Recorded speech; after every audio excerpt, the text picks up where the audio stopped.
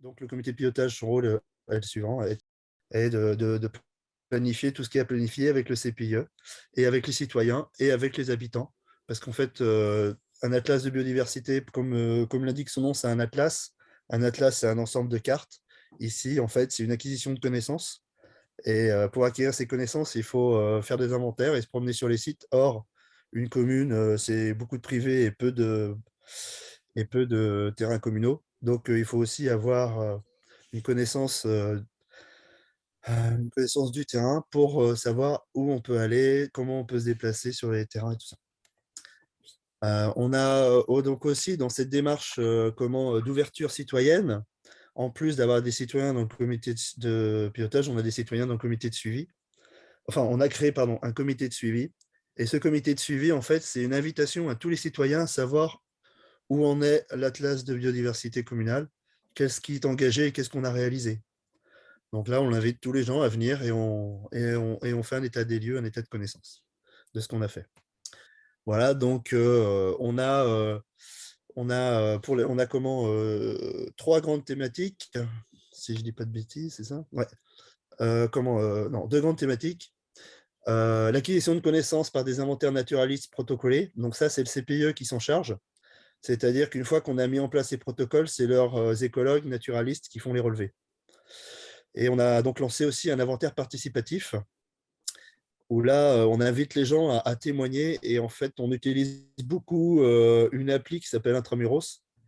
Donc, dès que les gens voient quelque chose, ils peuvent faire une alerte biodiversité, ils envoient la photo, c'est localisé et ça va sur une adresse mail abccouffet.fr qui, elle, on va recueillir l'information et on répond aux personnes en disant ce que c'est et après, c'est rentré dans une base de données. Ça, c'est le travail du CPIE aussi. On a après ça une grande part d'action de sensibilisation parce que même si c'est des atlas de biodiversité, d'acquisition de connaissances, il y a une grosse attente sur la sensibilisation. Et donc, on a différentes actions comme la tenue d'un stand durant des manifestations communales. La dernière fois, c'était au marché de Noël, par exemple. Donc là, ça permet d'avoir. Il y a eu à peu près une cinquantaine de personnes, pardon, qui sont venues s'informer de l'ABC pendant pendant ce marché de Noël. Il y a des sorties découvertes, des sorties découvertes grand public, 5 à 6 fois par an. Et on a des sorties qui sont plus techniques, on l'appelle dans les pas du naturaliste. Où là, en fait, dans le cadre de leur sortie, les écologues peuvent être accompagnés par des gens intéressés. Bon, là, il faut partir plus tôt. Et donc, avec les gens, ils font leur relevé. Et enfin, on a une demande importante des écoles et des structures périscolaires pour faire des activités avec elles. Donc là, c'est en train de se planifier pour cette année. Ça va bientôt être prêt. Donc, il y a un programme d'intervention dans les écoles par des animateurs du CPI. Voilà, donc tout ça, l'acquisition de connaissances, c'est utile à une chose, c'est utile à pouvoir préparer des actions futures de conservation, de protection.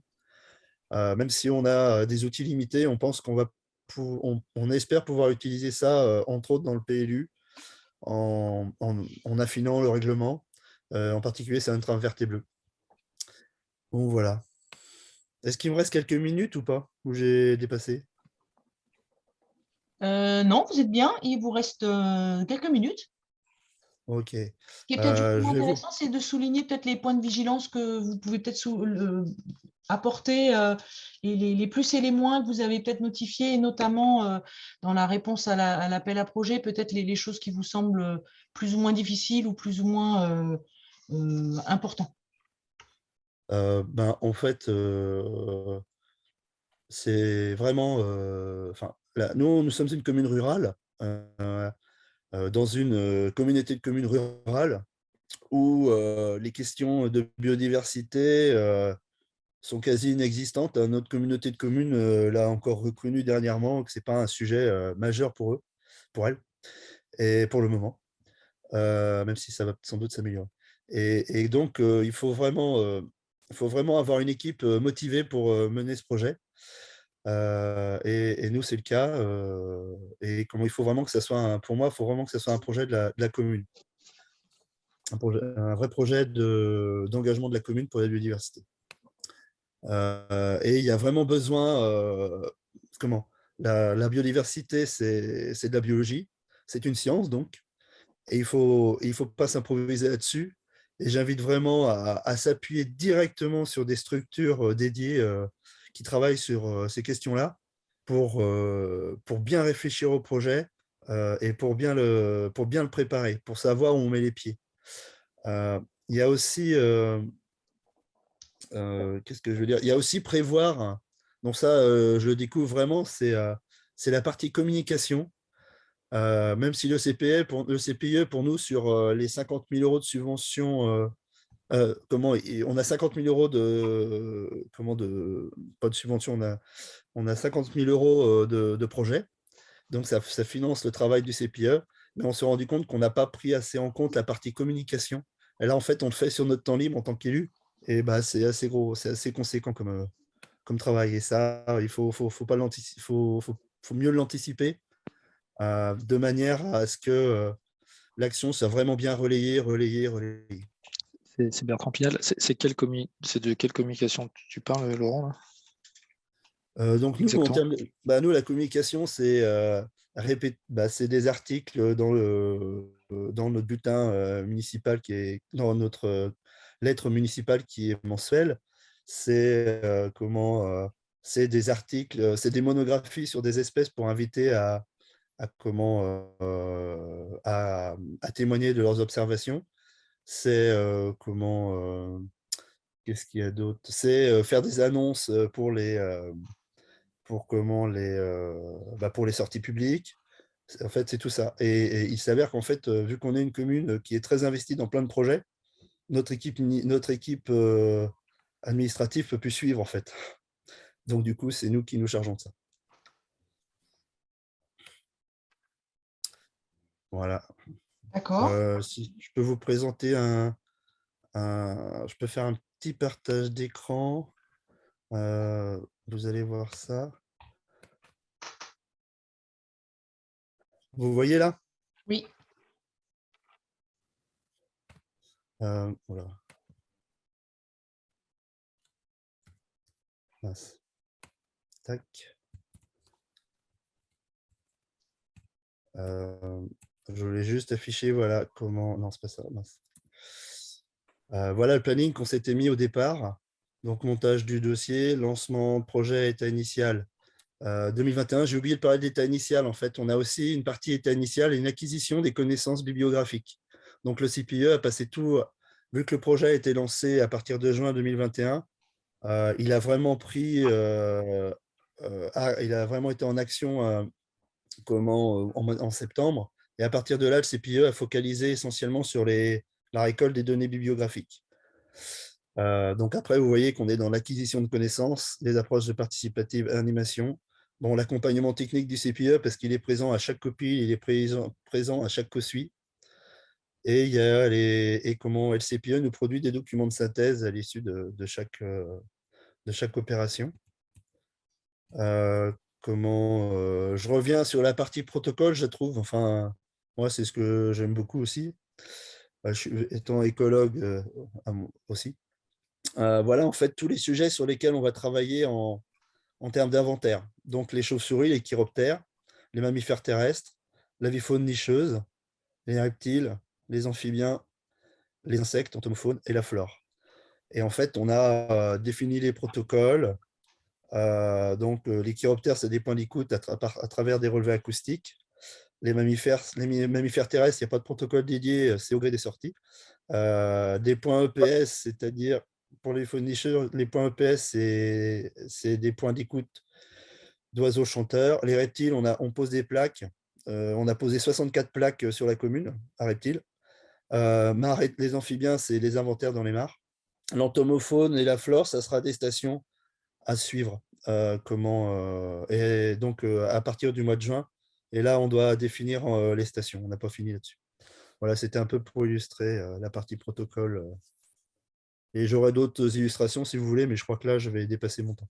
Oui, et puis on aura le temps peut-être de revenir justement sur des questions peut-être plus spécifiques des uns et des autres, et justement, peut-être que chacun aura le temps Voilà. d'apporter J'ai préparé pas mal d'illustrations après, si vous voulez que je vous montre des choses. D'accord. OK. Ben, bien sûr, si ça correspond à des questions, il n'y a pas de problème. Du coup, est-ce que rapidement, est-ce qu'il y a quelqu'un qui a une question comme ça à chaud qui voudrait présenter ou est-ce qu'on poursuit? Bon, si personne n'a de question, je propose qu'on... Si. Si, Plouguerneau, ils sont en forme à Plouguerneau.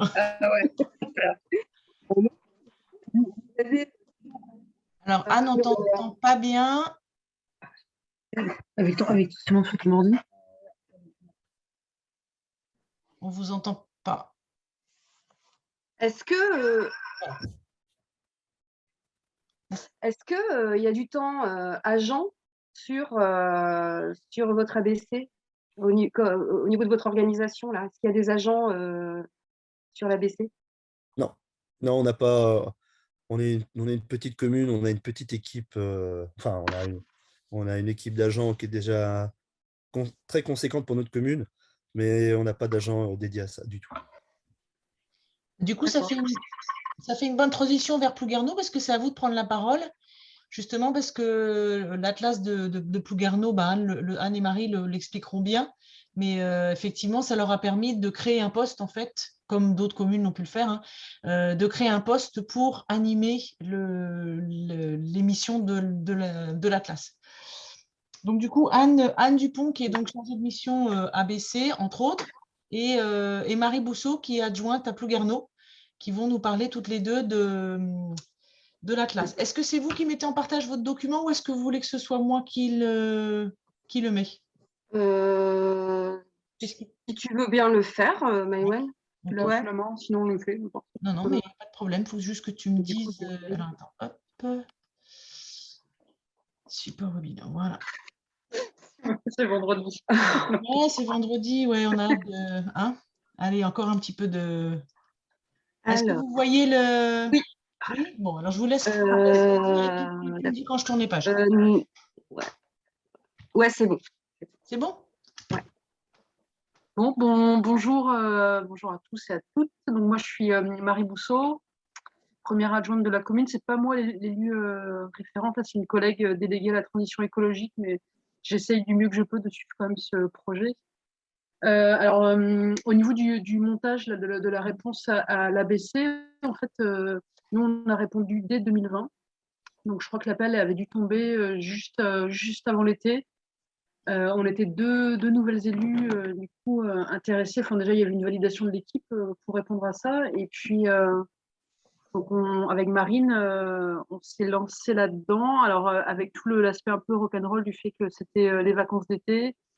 On était nouvelles élues, donc on découvrait un peu cette histoire d'appel à projet, mais on a activé Brudette et puis on a eu des échanges avec Saint-Lunaire et puis d'autres communes qui nous ont bien aidés à monter ce dossier. Et puis derrière, on a été retenu. En fait, on a trouvé super intéressant de pouvoir faire ça dès le début du mandat. Parce que comme ça, on s'est dit que ça allait nous donner aussi des documents objectifs pour travailler ou retravailler certains de nos projets. Par exemple, là, en parallèle, on a un projet de réaménagement du centre-bourg de la commune. Et on va intégrer la classe de biodiversité dans ce projet pour en tenir compte en termes de végétalisation, de nature en ville, etc. Donc, c'est vrai que je ne dis pas que c'est pas bien de le faire en cours de mandat, mais nous, cette entrée, voilà, d'y aller directement dès le début, on trouvait que c'était intéressant par rapport à ça. Donc, on a été retenu. Pour la partie scientifique, c'est une petite boîte là, qui s'appelle Foxali qu'on a recruté pour faire tout ce qui est inventaire. Et puis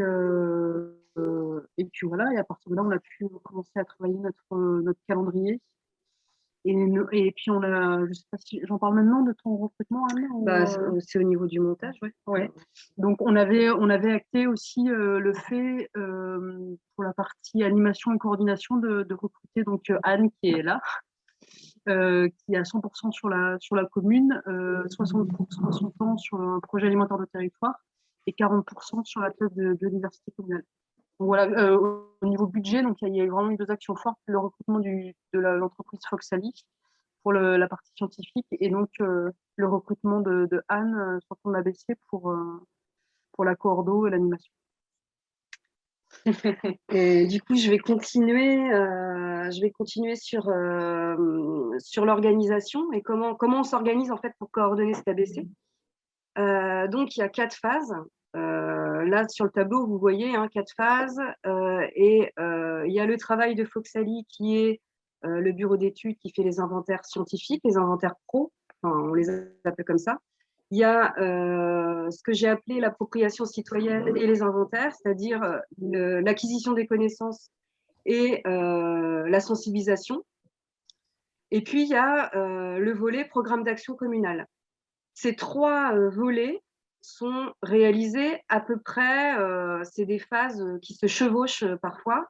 Donc, la phase 1 qui est terminée était d'avril 2021 à décembre 2021. Au niveau du bureau d'études, c'était les synthèses et données sur le diagnostic de la commune. Non, excuse-moi, ouais. Donc là, c'est comme ça qu'on a pu faire un maillage du territoire au niveau des inventaires. Qu'est-ce qu'on avait déjà comme données? Qu'est-ce qui nous manquait et où? Ensuite, en même temps, donc moi je suis arrivée, on a identifié les enjeux et les acteurs et on a mis en place des partenariats pour pouvoir mettre en place des fiches actions sur l'appropriation citoyenne et du coup les inventaires participatifs. On a organisé toute la programmation 2022 en coopération avec les acteurs et après je vais vous parler de la gouvernance de l'ABC. On a fait ce travail-là avec le comité technique de l'ABC, dont je vais vous parler tout à l'heure. Et puis, il y a eu la mise en place d'un groupe de travail de naturalistes volontaires de la commune. Et ça, c'est un travail qui avait été fait par Marine Jacques, donc l'élu délégué à la transition écologique. Elle avait fait tout ce travail en amont, très important, en fait, de fédérer des habitants autour de ce projet-là. Et elle avait réussi à fédérer une dizaine d'habitants très spécialistes à ce moment-là. Au moment de mon arrivée, c'était une dizaine de personnes. Ensuite, en parallèle, sur le programme d'action communale, là, c'était la mise en place de la gouvernance de l'ABC et il y a un groupe de travail sur la coulée verte, il y a une coulée verte à Plouguerneau. Et là, il y a un groupe de travail qui a été mis en place entre agents et élus sur cette coulée verte. Je mets ça dans la case programme d'action communale parce que c'est clairement déjà quelque chose qui est fait. Au niveau de la phase 2, je l'ai mis en violet parce qu'on est en plein dedans. Là, au niveau du bureau d'études, c'est la réalisation des inventaires naturalistes pro. Au niveau de l'appropriation citoyenne des inventaires, on est sur les fiches actions enjeux appropriation citoyenne, avec dedans tout le plan de communication qui a été fait avec le chargé de communication, avec une plaquette de lancement qui a été sortie, le lancement officiel où il y a eu une journée de sortie en fait pour tous les publics, avec les partenaires de l'ABC. Il y a une fiche action sur un allié scolaire. Ici, à Plouguerneau, on est sur une commune où il y a un patrimoine goémonier et un des plus grands champs d'algues de Bretagne. Donc, les algues, c'est un enjeu patrimonial à Plouguerneau. Donc, on a fait une action scolaire autour des algues. On a émargé sur la fête de la nature, qui est une action nationale. Donc, on s'appuie sur la fête de la nature avec une communication nationale et de territoire pour faire de la sensibilisation citoyenne. Ça va être en mai. On a fait des avis de recherche. Ça, c'est un travail avec le groupe de travail naturaliste. Et puis, les partenariats avec les associations locales. On a des fiches actions sur la connaissance. Et là, c'est les inventaires du groupe de travail naturaliste et les associations. Et ces naturalistes, en fait, organisent 2 sorties par mois, assez spécialisées, sur un maillage qu'on avait prédéfini avec Foxali. Et donc, 2 fois par mois, il y a une organisation de ces habitants volontaires, coordonnée par moi, mais ils sont assez autonomes sur, c'est eux qui décident des sujets, de quelle maille ils vont faire à ce moment-là, etc. Et c'est des pros, en fait. Il y a des gens qui travaillent à l'OFB, des gens qui travaillent, des écologues. Il y a quand même pas mal de naturalistes avertis à Plouguerneau, mais il y en a qui sont un peu moins avertis. Et du coup, il y a de la transmission de connaissances aussi. Donc ça, c'est intéressant. Et puis, j'ai mis un volet coopération territoriale parce qu'on travaille avec la CCP, enfin la communauté de communes, le département avec les ENS et le CPIE de Morlaix aussi. On a fait une action avec eux. Et puis, on s'est rapproché de l'ABC de Porspoder et de Plougonmelaine pour des retours d'expérience, en fait. Voilà. Sur le programme d'action communale, donc d'octobre 2021 à maintenant, enfin à septembre 2022, et on est en plein dedans. Là, ça va être au niveau, ça va être une détermination des premiers enjeux avec élus et agents. C'est un travail de concertation entre élus et agents pour déterminer les premiers enjeux de biodiversité de la commune. On continue le GT de coulée verte. Il y a le projet de rénovation du centre-bourg où là, on va entrer en phase concertation et l'ABC va... en tout cas, moi, je suis aux réunions et puis Marine aussi, pour notamment rappeler qu'il faut un choix de paysagiste, sensibiliser à la biodiversité, etc. Je te coupe un tout petit peu, Anne, parce qu'il faut que tu accélères un petit peu, autrement, dans le temps, bon. tu vas un petit peu, faudrait que tu as presque fini ton temps, en fait, là. Oui, d'accord. Ah oui, d'accord. Mais ça, j'étais sûre que ce tableau-là, ça allait être le pied. Et voilà, mais donc, si tu pouvais juste passer plus vite sur le reste, comme ça, on pourra laisser... Voilà. Au niveau de la phase 3, c'est le rendu de l'atlas. Donc là, Foxali va rendre l'atlas. Il y aura un rendu public. Et puis, on travaille sur le plan d'action communal à partir de septembre et on va vraiment élaborer le programme d'action pour le début 2023. Donc, je passe à l'autre diapo, si tu veux. Ça, c'est la gouvernance. Donc, il y a un comité de pilotage avec les financeurs qui s'assure et s'informe de la méthodologie de l'avancement de l'Atlas. C'est 2 par an. Il y a un comité technique. Et là, c'est vraiment un travail vraiment approfondi avec le comité technique. Il y a élus agents dont les délégations et les fonctions sont en lien avec la biodiversité, la CCP, la comité de communes, le département, le syndicat des eaux du Baléon, le conservatoire botanique de Brest, les associations locales qui accompagnent et mettent en œuvre ou aident à la mise en œuvre des fiches actions liées à l'ABC. Et ça, c'est vraiment central en fait. Ensuite, il y a un groupe de travail lié à l'éducation jeunesse sur la biodiversité. Donc, on fait des choses avec eux. Et puis, il y a le groupe de travail naturaliste volontaire dont je vous ai parlé tout à l'heure, qui sont très, très, très centraux aussi. Si tu veux passer à l'autre, voilà. On a mis le budget. Peut-être tu veux en parler, Marie? Oui, ben, on se disait que c'était intéressant pour les communes qui posent la question de partir, d'avoir un peu une idée du budget, de ce qu'on peut avoir en aide et de combien ça peut coûter à la commune. Donc voilà, en recette, on est à 60 000 € répartis entre la région, l'Office de la biodiversité, le département, et puis on a mis 25 000 € en autofinancement. Et donc, en face, il y a les charges de personnel, les frais d'études du bureau d'études Foxali, mission de déplacement, communication. On parlait de l'importance de la communication. Donc, elle se fait en interne via notre chargé de com, mais il y a quand même un budget de 3 000 €. Il y a des supports, ouais. Pour les supports. Et puis, donc, 2 000 € d'autres dépenses. Donc, voilà, c'est un budget de 60 000 € sur 2 ans. Et je ne sais pas l'autre. Et oui, sur les points forts et vigilance, en tout cas, en ce qui concerne l'ABC de Plouguerneau tel qu'il a été pensé, tel qu'il a été élaboré, les points forts, c'est que le territoire, il a un fort dynamisme associatif. Ça, c'est quand même un point fort. C'est un territoire où la participation citoyenne est une spécificité, ou en tout cas, il y a une habitude de participation citoyenne dans cette commune. Le maire parle d'une commune apprenante aussi. Donc, moi, j'ai repris ce terme-là parce que je trouve qu'un ABC, c'est clairement de la transmission aussi. Il y a une prestataire écologue, Foxali, qui est ouverte aux données des habitants. Elle est assez disponible. Et ça, c'est vraiment plutôt pas mal. Et puis, l'embauche de quelqu'un, je pense que en tout cas pour l'ABC de Plouguerneau, tel qu'il est pensé, il n'aurait peut-être pas pu être pensé de cette manière. S'il n'y avait pas du temps agent. Nous, en tout cas, côté élu, on a vu la différence avant l'arrivée de Anne et après l'arrivée de Anne. Ce n'était pas la même organisation. Et en fait, c'est de l'ingénierie. C'est une forme d'ingénierie. Voilà. Donc, ça peut être pensé autrement. Mais, voilà. La vigilance. c'est de bien phaser et dimensionner le projet, parce que fédérer, ça demande du temps et de la méthode. Et puis, c'est de ne pas cantonner l'ABC à la connaissance naturaliste et à la sensibilisation des habitants, mais c'est 2 phases importantes, mais aussi envers les agents et les élus. Il y a aussi de la sensibilisation à faire pour en faire une vraie dynamique de travail sur un plan d'action communale en faveur de la biodiversité. En fait, la participation, elle n'est pas que citoyenne, elle est aussi au niveau des services, d'en faire vraiment un sujet transversal, et ça, c'est aussi de la méthodologie. Voilà. C'est tout. C'est pas mal, c'est bien. Merci beaucoup.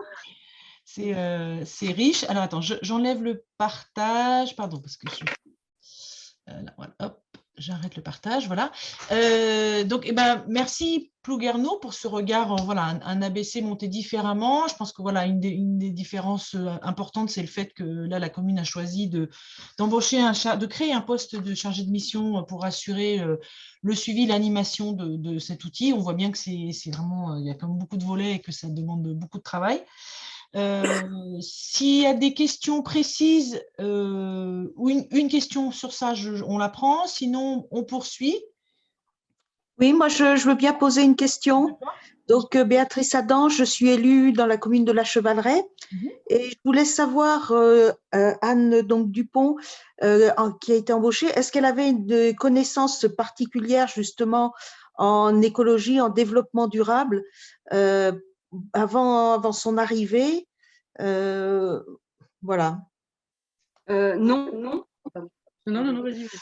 non, en fait, je ne suis pas naturaliste. Bon, je suis extrêmement sensibilisée, ça c'est sûr. Mais je ne suis pas naturaliste. Par contre, moi, au départ, j'ai travaillé 20 ans dans le secteur culturel sur des projets de territoire, dans des écomusées, des musées de société, où le cœur des projets, c'était la participation citoyenne. Et j'avais déjà travaillé sur les jardins potagers, sur des thématiques en fait, qui étaient liées aussi à l'environnement. C'était plutôt de la méthodologie en fait, que j'avais déjà travaillé sur un autre secteur. Voilà. Juste pour préciser, Marie, en fait, c'est vrai que comme sur le poste de Anne, en plus, c'est à la fois sur le projet alimentaire de territoire et là-dessus, on ne pouvait pas demander à quelqu'un d'avoir des compétences et en agriculture, alimentation. C'est marrant parce qu'on en discutait il n'y a pas longtemps et clairement, les connaissances naturalistes n'étaient pas un critère pour le recrutement. C'était beaucoup plus important d'avoir quelqu'un qui avait des compétences en coordination, en animation. Le fait qu'elle ne sache pas reconnaître une coccinelle d'un scarabée, c'était… Non, mais j'exagère un petit peu, mais voilà, comme Diane, du moment qu'il y avait la sensibilité à tout ça, le reste était plus important que les connaissances naturelles. Entendu, merci beaucoup. OK. Je propose qu'on poursuive du coup sur les témoignages. Donc, Vincent Bouche, donc élu sur la commune de Saint-Lunaire, qui est donc très engagé aussi sur le sujet de la biodiversité, une commune qui a beaucoup agi sur ce terrain-là, et donc a fini son premier atlas de la biodiversité. Et peut-être justement, ce qui est intéressant dans ce témoignage, c'est peut-être le retour sur, voilà, avec un peu plus de recul que des communes qui sont en plein dans la rédaction d'un atlas, de ce qu'apporte un atlas par rapport à des choix politiques, enfin des choix d'aménagement pour la commune. Et puis la suite qu'on peut donner à un atlas de la biodiversité. Donc Vincent, je te laisse en parler. Alors je te sais très bavard aussi, donc je te demande juste d'être concis. On est passionné, on va… Bah oui. Alors, nous, c'était en 2017, donc on avait été sélectionné avec Saint-Thomas-du-Cormier en Ille-et-Vilaine.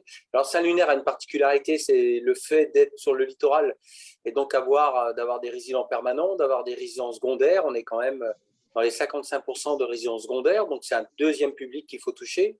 D'être aussi une commune touristique. On a deux campings très anciens, donc très prisés depuis des dizaines d'années par des familles. Et ensuite, un public touristique qui vient passer un séjour d'une semaine, 15 jours, ou simplement les vacances d'été. Donc, en fait, il faut arriver à toucher tout le monde. Et pour la communication, c'était assez important. Donc, on est parti sur une base de 2012 où on avait un stagiaire qui avait référencé donc, quelques espèces sur la commune, quelques milieux. Hein. On a 50 hectares de dunes. La commune fait 1027 hectares. Donc, on a 50 hectares de forêt. Pardon. On a racheté une dune il n'y a pas très longtemps.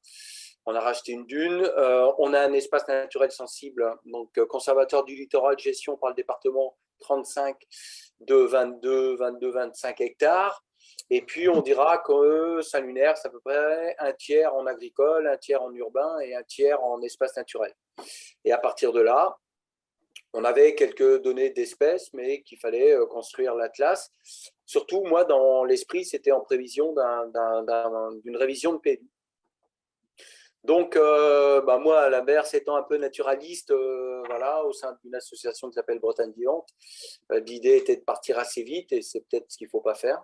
Et donc, en lançant un observatoire des oiseaux, et les gens n'ont pas… Alors nous, 12 000 € de subvention, et puis pas beaucoup de moyens techniques, donc un agent chargé de développement durable qui fait 95% d'urbanisme. Cela dit, on a réussi à se greffer. Alors, j'ai tout de suite mis dans la boucle les agents, et notamment les agents du service Jardin Biodiversité, enfin, qui s'appelle comme ça aujourd'hui. Mais… Et donc, en leur demandant si ça les intéressait, puis j'ai vu qu'en fait, ils étaient déjà observateurs. Pourquoi? Parce que ce sont des gens qui sont sur le terrain, au quotidien, à l'extérieur, au contact des gens. Et que, voilà, en termes de retour d'observation et de premier contact, ça me paraissait intéressant. Et puis, je ne me voyais pas faire sans eux. Et donc, de là, on a démarré. Donc, on a créé des fiches espèces, hein, suivant les familles, amphibiens, reptiles et compagnie. Et donc, ils avaient ça dans le véhicule et ça leur permettait déjà d'avoir quelques observations. Donc, on avait commencé par l'observatoire des oiseaux et qui, pour être honnête, alors on l'a fait à la parcelle quand même.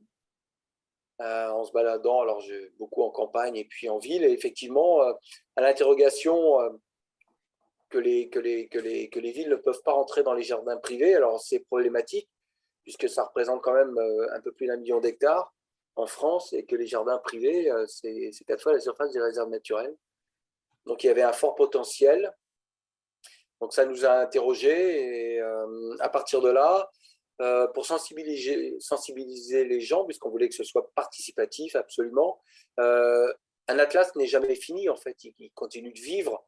Il y a une opération de lancement, de démarrage, de ressources, et puis après on met des actions en place, et puis j'espère qu'après moi il continuera de vivre, et donc il faut qu'il y ait un maximum de personnes au courant pour que ça rentre dans l'ADN de la commune, des habitants, et qu'ensuite l'outil puisse être revisité à un moment donné par quelqu'un. Voilà.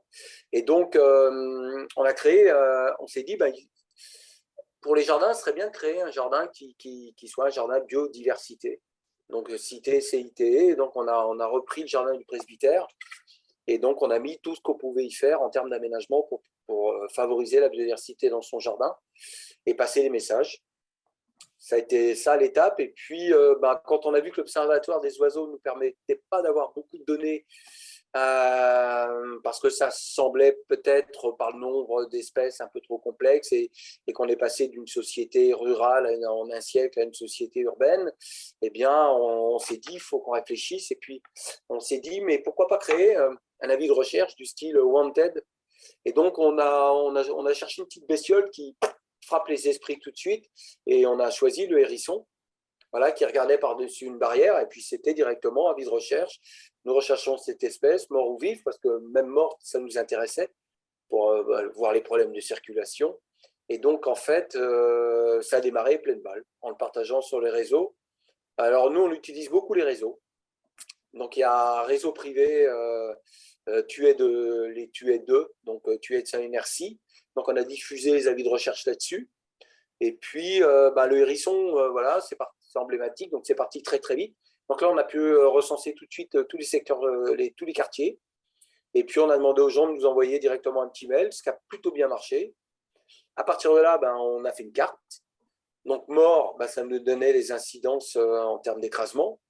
Et vivant, ça nous permettait par la suite de pouvoir travailler sur les continuités écologiques. Et donc, d'arriver au PLU. Et puis, le deuxième a été sur le ver luisant, parce que derrière, on avait une petite idée liée à l'éclairage public, et de voir un peu le ver luisant. Si vous avez l'éclairage, il y a moins de ver luisant, tout au moins, il est moins facilement observable. Et donc, ça nous a amené à ça. l'année dernière, on est arrivé au 11e, je crois, de mémoire, et 11e avis de recherche. Et le dernier, en fait, ce sont indirectement les gens qui l'ont trouvé, puisque lorsqu'on a fait un avis de recherche sur le lucarne cerf-volant, beaucoup nous envoyaient des informations sur le phasme. Et donc, on s'est dit, mais vu les photos qu'on nous envoie, il faut qu'on fasse une observation sur le phasme. Et donc, on a fait un avis de recherche phasme qui nous a ramené plus de 70 données. Voilà. Alors, une fois qu'on a fait des cartes, bah, effectivement, ça nous sert. Hein. On a une carte des hirondelles, par exemple. Hirondelles des fenêtres, hirondelles rustiques. Donc, sur l'hirondelle des fenêtres, ça nous a permis de connaître le corridor écologique qu'elles utilisaient, qui était en lien avec un milieu naturel pour lequel, notamment un petit estuaire qu'on a au bout du petit fleuve qu'on a, qui est un ruisseau, mais qui se jette à la mer, et qui est donc un fleuve. Et donc, elles viennent chercher la boue pour construire leur nid, et elles ont tout un corridor comme ça. Donc, on a beaucoup travaillé là-dessus. Et puis, voilà, ben, je ne sais pas, moi, quand vous avez une carte sur les moineaux, ben, on a travaillé tous les secteurs de moineaux. On est au niveau du service jardin, on est arrivé à mettre un plan d'accompagnement du vivant, c'est-à-dire qu'on dépasse un peu le cadre de la gestion différenciée. C'est-à-dire qu'on observe le vivant et à partir de ce qu'on a observé, on met en place une gestion. Et donc aujourd'hui, on a travaillé ça. Alors j'ai travaillé ça avec les services, sans intervenir dans un premier temps, et en les laissant travailler, en leur donnant un objectif avec une stagiaire.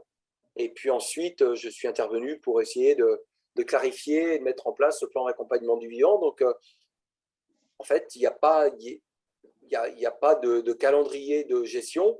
On tond quand le besoin s'en fait sentir, on laisse la flore vernale s'exprimer, nourrir les premiers insectes butineurs, voilà, se mettre en place une chaîne alimentaire.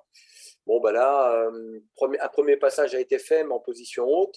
On ne fait pas de fauche tardive, par exemple, on s'est mis à faire de la fauche précoce, parce que quand on n'est pas équipé, voilà, il nous fallait trouver une solution en termes de gain de temps et de pratique. Donc, on fait plutôt fauche précoce, voire 2 fauches dans l'année, fonction des secteurs. Ça nous a permis, alors dans le PLU, c'est sans doute le plus gros travail, trame verte, trame bleue, trame noire, ça a été établi, continuité écologique, entre les différentes trames vertes et bleues, ben, d'avoir des transversales, voilà, au niveau du PLU. On a fait un avis de recherche sur les amphibiens et donc on a créé un réseau de mares parce qu'on avait découvert une mare très importante avec 8 ou 9 espèces, hein, j'ai plus en mémoire. Donc, on a créé un crapauduc, puisqu'il y avait une route et que tout se faisait un petit peu écraser chaque nuit. Donc, voilà, ça nous a amené à faire toutes ces choses-là, à communiquer. Et aujourd'hui, on est sur la partie des déchets. Alors, beaucoup de ce qui touche au jardin, hein, donc le composteur, les composts, évidemment. Mais c'est-à-dire qu'on s'appuie sur ce qui a été fait au niveau de la biodiversité pour travailler. Par exemple, le service jardin ne va plus du tout à la déchetterie et on ne fait pas de broyat. Donc, tout est recyclé, principalement, alors soit avec les petits déchets, c'est recyclé sur place directement, ça sert de paillage, soit, par exemple, tout ce qui est grosse taille, grosses branches, on fait des sèches. Et ça, on le valorise en termes de biodiversité auprès de la population. Ce qui fait que, ben voilà, aujourd'hui, on a des mètres et des mètres et des mètres linéaires de sèche. Alors, c'est hyper favorable pour la biodiversité. Ça, on arrive à l'expliquer, les gens arrivent à le comprendre. Et un point très important, je pense, dans les atlas de biodiversité, c'est de faire comprendre que l'écologie, c'est d'abord les sciences humaines. Et d'arriver en fait que les gens comprennent que c'est pour eux et qu'ils s'en imprègnent. Et donc, moi, à un moment donné, quand j'ai mis en place un plan de sauvegarde des pollinisateurs, lié à l'Atlas biodiversité, les premières réactions que j'ai eues, c'est que ça pique, ça rentre dans les maisons quand on allume les lumières, etc. Les gens ne voulaient pas. Et donc, on a réfléchi, là encore, et écologie, sciences humaines, et on s'est dit, eh bien, on va créer un concept de ville gourmande, c'est-à-dire amener le fruit devant les bâtiments, devant les maisons, devant les quartiers, dans tous les quartiers. Et on s'était aperçu qu'en 1950, on avait des vergers partout. Donc, on est reparti là-dessus avec une association qui s'appelle les Mordus de la Pomme. Et donc, on a planté des pommes, des poires, des prunes, des pêchers, des bruniers. On a fait des haies de mûriers sans épines. On a fait des haies de vignes. On a fait des haies de kiwis. Et donc, les gens n'ont juste à ouvrir la fenêtre quasiment et à se servir. Et donc, on leur a dit... Alors, ils ont trouvé ça génial. Et donc, en fait... on leur a dit, tout ça, c'est très bien. Est-ce qu'on pourra se servir? On leur a dit, mais c'est pour vous, hein, vous l'accueillez, vous la faites. Sauf que il faudra des pollinisateurs, et les pollinisateurs, ce sont des insectes. Donc, il nous faut adapter une gestion qui soit en phase. Et donc, tout est parti comme ça. Voilà. Et donc, aujourd'hui, on a un plan d'accompagnement du vivant. Et la gestion est faite en fonction de tous ces éléments-là. Donc, le point de départ, c'est l'atlas. Mais la finalité, en fait, c'est d'arriver à gérer nos espaces autrement. Parce que sinon, on ne fera que de faire des relevés qui s'amenuiseront au fil du temps. Je pense que la perte de biodiversité va tellement vite qu'il faut absolument que les gens comprennent qu'on doit, dans nos espaces publics, changer de gestion. Et pour moi, c'est la partie la plus importante. Donc, stop à la tondeuse, stop à cette pression sur le vivant, à ce faussage tardif qui est fait avec du matériel de tonde, donc il broie tout. Voilà, à ouvrir les esprits, ouvrir en fait tous les sens qu'on peut avoir d'observation, d'écoute et de partage. Donc voilà, en gros, comment on a travaillé. Qu'est-ce que je peux dire d'autre? Aujourd'hui, il y a un atlas. Alors là où il y a un point, mais Manon en parlera mieux que moi, c'est qu'aujourd'hui, on est arrivé où les autres élus maintenant de la communauté de communes ont désiré aussi dans ce mandat-là avoir un atlas de la biodiversité intercommunale. Donc ça démarre, Manon en parlera. Donc voilà. Parce que tout seul, on est tout petit, hein, je vous dis, 1027 hectares. Et d'un côté, on a la mer, donc après, c'est cuit. Donc voilà, l'idée, c'est, moi, je travaille beaucoup dans l'esprit temps. C'est-à-dire qu'un ABC, en fait, c'est qu'un point de départ d'identification espèces floristiques, faunistiques, et qu'ensuite, on démarre pleine balle pour vraiment, vraiment changer les perceptions de la biodiversité, parce que les gens, pour eux, savoir des petits oiseaux dans le jardin, des choses comme ça, on a beaucoup perdu. Et c'est vraiment qu'on adapte une gestion qui soit en phase. Donc voilà, en gros, je ne sais pas si… Je pense que tu as bien expliqué un petit peu la démarche. C'est vachement intéressant de montrer que l'Atlas, ce n'est pas une fin en soi du tout, que c'est plutôt un démarrage d'une réflexion sur du long terme. Je pense que c'est important aussi de souligner cet aspect-là, que de se lancer dans un Atlas, ce n'est pas juste se lancer dans 3 ans d'études, mais effectivement dans un avenir plus long. Du coup, peut-être que ça nous permet d'embrayer sur l'exemple de la communauté de communes de la Côte d'Émeraude, donc il y a un petit peu le suivi qui est fait aujourd'hui sur ce même territoire, mais élargi. Donc Manon Bellec, je veux bien que tu te présentes et que tu présentes ce projet d'Atlas sur lequel tu es chargé de mission aussi. Et ensuite, du coup, après cette présentation, on aura du temps pour avoir les retours et les questions des uns et des autres qui, je n'en doute pas, seront nombreuses. J'avais un support, est-ce que je le partage ou est-ce comme tu veux, si tu veux le partager, comme ça tu le maîtrises, c'est comme tu veux. Je n'ai pas l'habitude de Zoom, mais je veux bien partager. Sinon, je fais. Je veux bien que tu le fasses, il n'y a pas beaucoup de slides. D'accord, ça marche. Je te dirai quand on est passé, si tu veux bien. Hop, voilà. Merci. Voilà, donc tu me dis juste quand le… Alors, hop, affichage. Alors, du coup, je me présente rapidement. Je suis Manon Bellec et donc je suis la coordinatrice de l'Atlas de la biodiversité au sein de la communauté de communes Côte d'Émeraude. Je suis arrivée sur le poste en août 2021 au moment où l'Atlas a démarré et j'ai été recrutée pour 3 ans. Je veux bien que tu passes à la slide d'après, s'il te plaît. Donc, ce n'était pas moi qui ai fait le montage du dossier parce que mon poste n'existait pas. Ce sont les élus, notamment Vincent, je pense, qui a participé, et mes collègues de la communauté de communes qui ont fait le dossier de demande de subvention auprès de l'OFB, qui a une subvention qui a été accordée. Donc, le budget prévisionnel de l'Atlas, c'est un peu moins de 200 000 €, financé à 80% par l'OFB. Donc, la communauté de communes, c'est 8 communes aujourd'hui pour lesquelles on va faire un atlas. Effectivement, l'idée de départ, c'est qu'il y a plusieurs communes qui étaient intéressées, et plutôt que chaque commune se lance dans son atlas, comme Vincent l'expliquait, l'idée, c'était de faire un atlas à l'échelle de l'intercommunalité pour regrouper tout ça et avoir une portée plus large.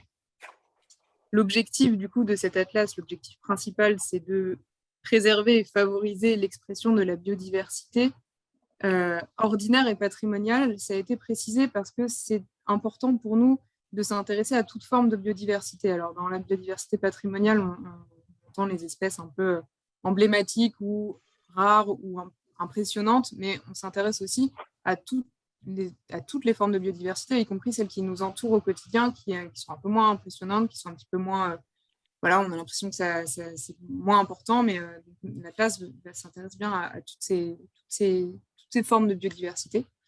Et on est financé pendant 2 ans. Je disais tout à l'heure que je suis sur 3 ans. C'est un engagement particulier des élus de la communauté de communes d'avoir décidé de financer à 100% du coup la 3e année de mon poste pour assurer l'après-Atlas, sur lequel je reviendrai un petit peu plus tard. Donc, je vous ai mis un petit diagramme de répartition du budget, un titre indicatif, mais je pense que vous aurez le document pour regarder un peu plus précisément. Ce qui est à retenir, c'est que pour cet atlas, il y a 3 grandes étapes qui recroisent un peu celles qui ont été présentées avant, notamment celle de Plouguerneau, je crois. Une première qui est de faire un état des lieux de la connaissance de la biodiversité à travers des inventaires. Une deuxième étape ou phase, parce qu'effectivement ça se superpose un peu, c'est de faire parler de la biodiversité auprès des habitants, des usagers, des visiteurs du territoire. Et en 3e lieu, d'établir un plan d'action en faveur de la biodiversité à partir du diagnostic de l'Atlas. Je peux bien aller à la slide d'après. Donc la réponse à l'appel à projet, en fait, elle me sert aujourd'hui, moi, vraiment de ligne de conduite à mon poste, ce qui est très pratique et confortable, mais aussi rassurant pour ceux qui ont monté le projet et ceux qui le financent. C'est-à-dire que cette réponse à l'appel à projet, elle a défini les livrables qu'on est tenu de rendre auprès de notre financeur, l'OFB, donc des inventaires à l'échelle intercommunale et communale, au moins un dans chaque commune, un programme d'action qu'on a appelé le probiotique pour Programme Biodiversité Territoriale d'intérêt commun, donc vraiment à travailler sur l'échelle communautaire. Ça a défini aussi les principes fondateurs de l'Atlas. En fait, il y a 8 principes que je vous laisserai lire qui permettent à chaque action de se référer à ce qui répond à ces principes et du coup, moi, qui m'évite de me perdre dans des actions où je partirais dans des choses nouvelles qui finalement ne répondraient pas aux 8 principes de base. Donc, c'est vraiment assez utile. Et cette réponse à l'appel à projet définit également le planning prévisionnel de 2021 à 2023, les 2 années de financement, les partenaires envisagés pour l'Atlas que ensuite j'ai contacté pour mettre en place les partenariats une fois que l'Atlas est lancé, et le budget prévisionnel selon 6 catégories. Donc, il y a les ressources humaines avec la création de mon poste, mais il y a aussi les inventaires naturalistes, la contribution citoyenne, la communication naturaliste, la gouvernance du projet, la mise en place du programme d'action, et je crois que j'ai fait les 6. C'est bon. Je veux bien passer à la slide d'après. Aujourd'hui, ont commencé les inventaires naturalistes de l'Atlas. Donc, à partir des partenaires envisagés dans la réponse à l'appel à projet, on a établi des partenariats pour réaliser à la fois un état des lieux des données naturalistes, de l'état de la connaissance qu'on a déjà, et faire un inventaire pour avoir un instant 0 ou 1, ça dépend comment on voit les choses, mais un instant T, en tout cas, de la vision de la biodiversité sur le territoire. On a retenu avec le comité de pilotage de l'Atlas 9 thématiques qui ont donné lieu du coup à 9 partenariats avec donc, le GEOK, le groupe Mammalogique Breton, Bretagne Vivante, le Grécia, Vivre Mort Nature, la Société mycologique de Rennes et des Côtes d'Armor, la Fédération de chasse d'Ille-et-Vilaine et des Côtes d'Armor, Cœur Émeraude, qui est le syndicat de préfiguration du Parc régional naturel de la Rance, Planète Mer, qui est une association locale qui s'intéresse à l'estran, et le Conservatoire botanique de Brest aussi. Ça fait beaucoup de thématiques, et pour chacun de ces partenariats, l'idée, c'est qu'il y ait des inventaires naturalistes, un état des lieux et qui permettent d'établir un diagnostic du territoire et des animations grand public. J'y reviendrai un petit peu dans les points de vigilance tout à l'heure. Ça fait beaucoup de thématiques et beaucoup de partenaires à coordonner. C'est ce qui va faire la richesse de l'Atlas. mais ça demande beaucoup de temps. Voilà, les conventions on a commencé à y travailler en septembre 2021, elles ont été signées en février 2022 pour commencer en février-mars au niveau des actions. Donc voilà, je vais bien passer à la slide d'après. En parallèle des inventaires naturalistes, il y a une mobilisation citoyenne autour de l'Atlas, et pour ça, on a mis en place un outil collaboratif. En fait, c'est un portail en ligne. Si vous flashez le code avec votre téléphone, vous irez directement sur le site, qui permet à tout usager, habitant ou visiteur du territoire de partager ses observations de biodiversité. Par rapport à ce que disait Vincent tout à l'heure, je pense que c'est un réel apport de l'Atlas à l'échelle de la communauté de communes, parce que du coup, c'est un outil partagé entre les 8 communes, et chaque commune n'a pas eu à mettre en place ce dispositif. Donc, ça complète ce qui a été fait à Saint-Lunaire, et ça permet d'être accessible partout, avec la limite que c'est un outil en ligne, mais on a prévu justement des temps de mise à disposition, par exemple, d'un poste informatique avec un agent formé, ou moi qui puisse présenter comment fonctionne l'outil, pour que tout le monde puisse s'en saisir. Bien la slide d'après. Et du coup, les inventaires naturalistes, la mobilisation citoyenne se retrouvent dans les animations et les actions de sensibilisation qui sont faites autour de l'Atlas par les partenaires naturalistes, mais aussi par d'autres acteurs locaux comme les associations d'éducation à l'environnement, comme le Club nautique de Lancieux, ou Escale Bretagne, qui est une association locale aussi, avec qui travaille déjà Saint-Lunaire, dans l'idée de parler et de faire parler de la biodiversité. C'est vraiment des catégories d'actions variées dans lesquelles on n'attend peut-être pas spécialement la biodiversité, et pour autant on essaye que en fait, la biodiversité soit dans tous les sujets, dans toutes les actions, et qu'à chaque fois qu'il y ait quelque chose d'un petit peu original, on parle de biodiversité. Donc, je vous ai mis quelques exemples d'actions qu'on va mettre en place, notamment le concours d'illustration, photos, dessins ou collages ou autres pour montrer la vision de la biodiversité du territoire, faire un recueil de paroles d'anciens. Ancien reste à définir, mais en tout cas pour avoir la mémoire de ce qu'a été la biodiversité ou des bouleversements du territoire. On va mettre en place aussi un spectacle compté, un théâtre d'improvisation autour de la biodiversité, une conférence, un projet artistique, une exposition, un projet de littérature participative aussi. Donc voilà, c'est vraiment une pluralité d'actions de sensibilisation et d'animation pour qu'on parle de biodiversité à des gens qui connaissent déjà, qui sont déjà sensibilisés à cette question, et à des gens qui ne s'y intéressent pas, ou en tout cas qui sont là pour une autre raison. Par exemple, les spectateurs du théâtre d'improvisation, ils seront peut-être là pour le théâtre, et ça permettra de parler de biodiversité. Je veux bien la slide d'après. Voilà. Je te demandais du coup de finir. Ouais. De toute façon, je pense qu'on arrive à la fin, c'est ça. Et du coup, à la fois les diagnostics naturalistes, la participation citoyenne et les différentes actions vont permettre d'avoir à la fois le diagnostic plutôt naturaliste du territoire et des retours d'expérience des différentes actions.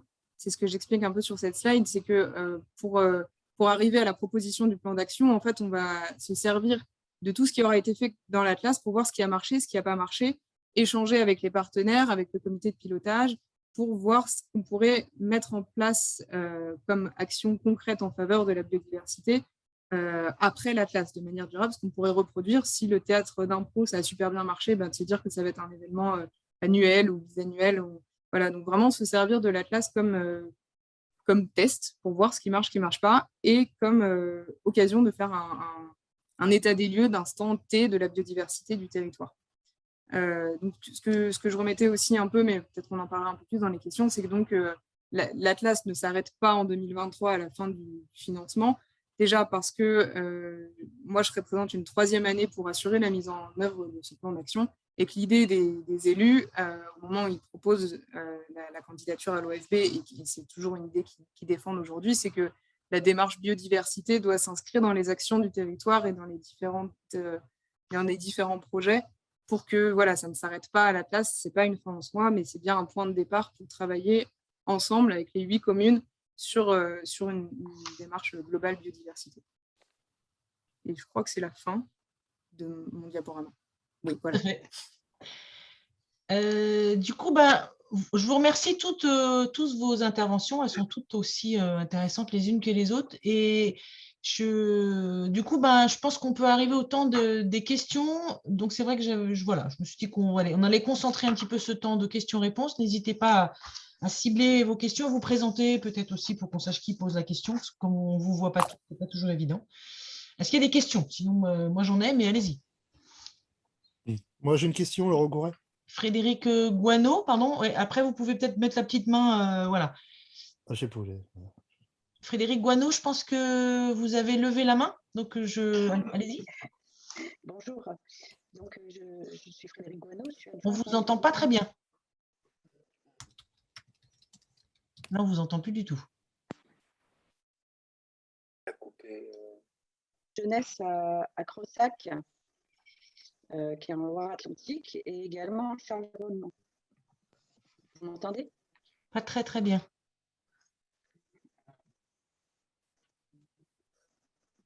Alors, peut-être que vous pouvez juste, pour poser votre question, c'est couper votre caméra. Peut-être que vous avez un problème de connexion. Des fois, ça passe mieux. C'est pas qu'on ne veut pas vous voir, hein, désolé.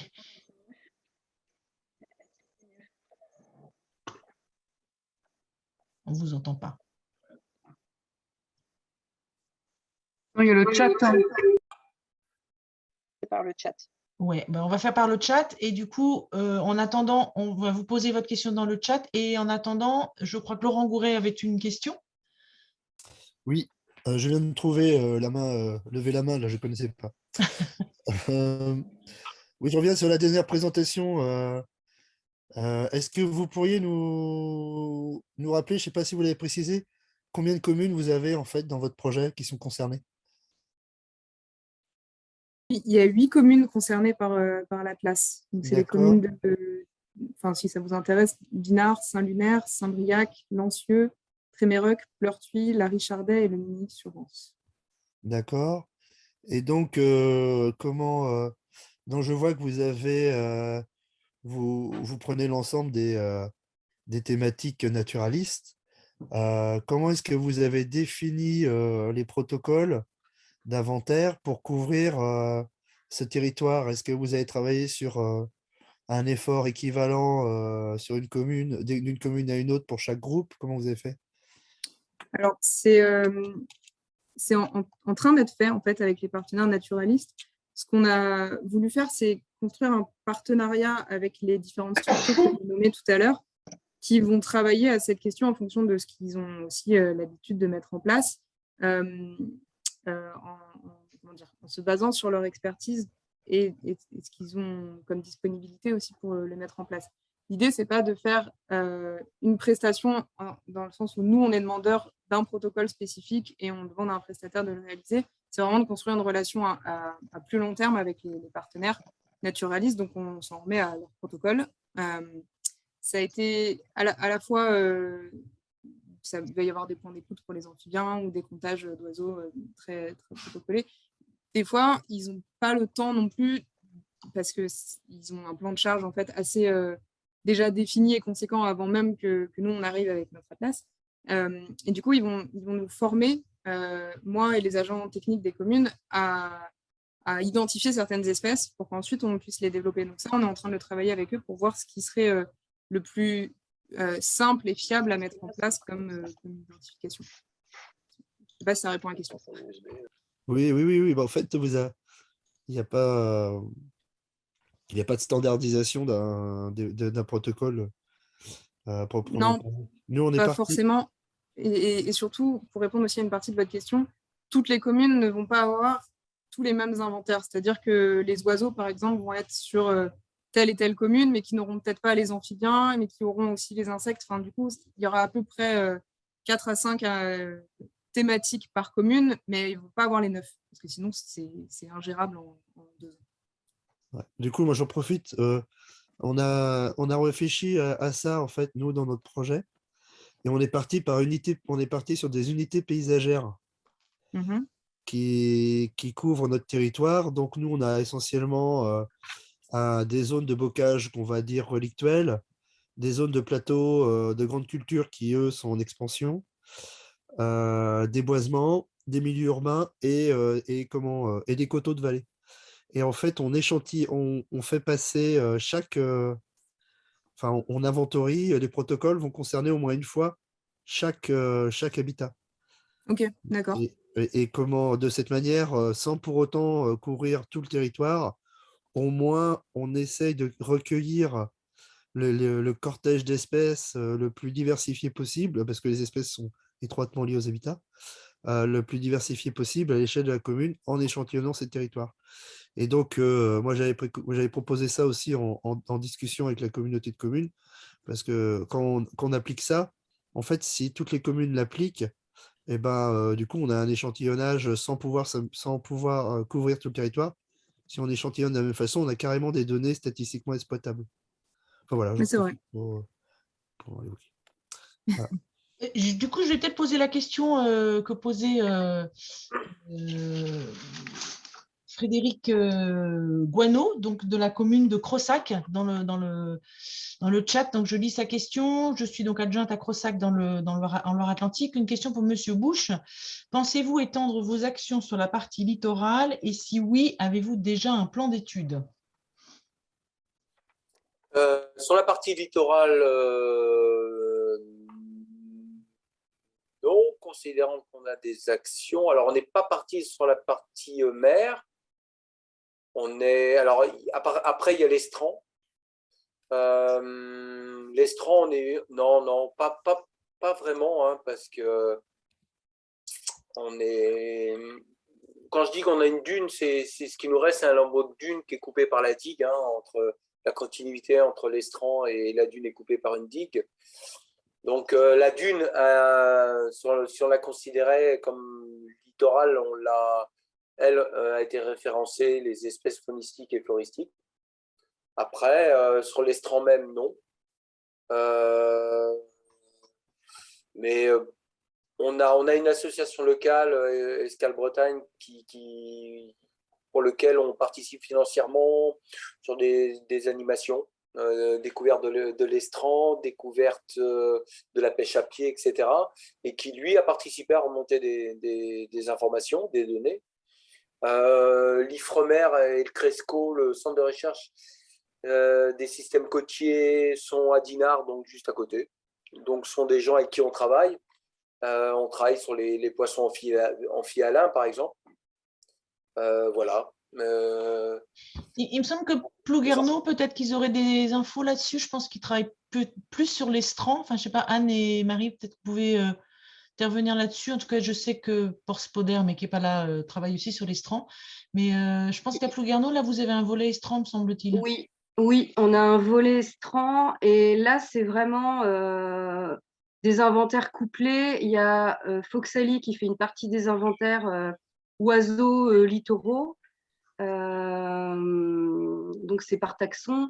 Et puis, il y a des naturalistes volontaires qui sont spécialistes des algues et puis des oiseaux aussi, et qui aussi expérimentent, qui expérimentent le protocole laisse de mer aussi. Enfin, c'est couplé en fait, c'est couplé entre le prestataire et les naturalistes volontaires, la partie estran. Mais c'est une fiche action, l'estran en fait. On a un partenariat avec l'écomusée aussi des goémoniers et de l'algue sur cette partie-là. C'est vraiment un sujet qui a permis aussi bien de fédérer autour des inventaires que d'actions plus, on parlait de sciences humaines tout à l'heure, mais c'est ça en fait, plus patrimonial. Après, pour resituer un tout petit peu, c'est vrai qu'on n'a pas présenté Plouguerneau au début, mais on est à 30 km au nord de Brest et on a un peu plus de 40 km de côte. Donc, du coup, le littoral s'est imposé de manière complètement évidente quand on a réfléchi aux milieux sur lesquels on voulait bosser. C'était inimaginable de pas faire le littoral.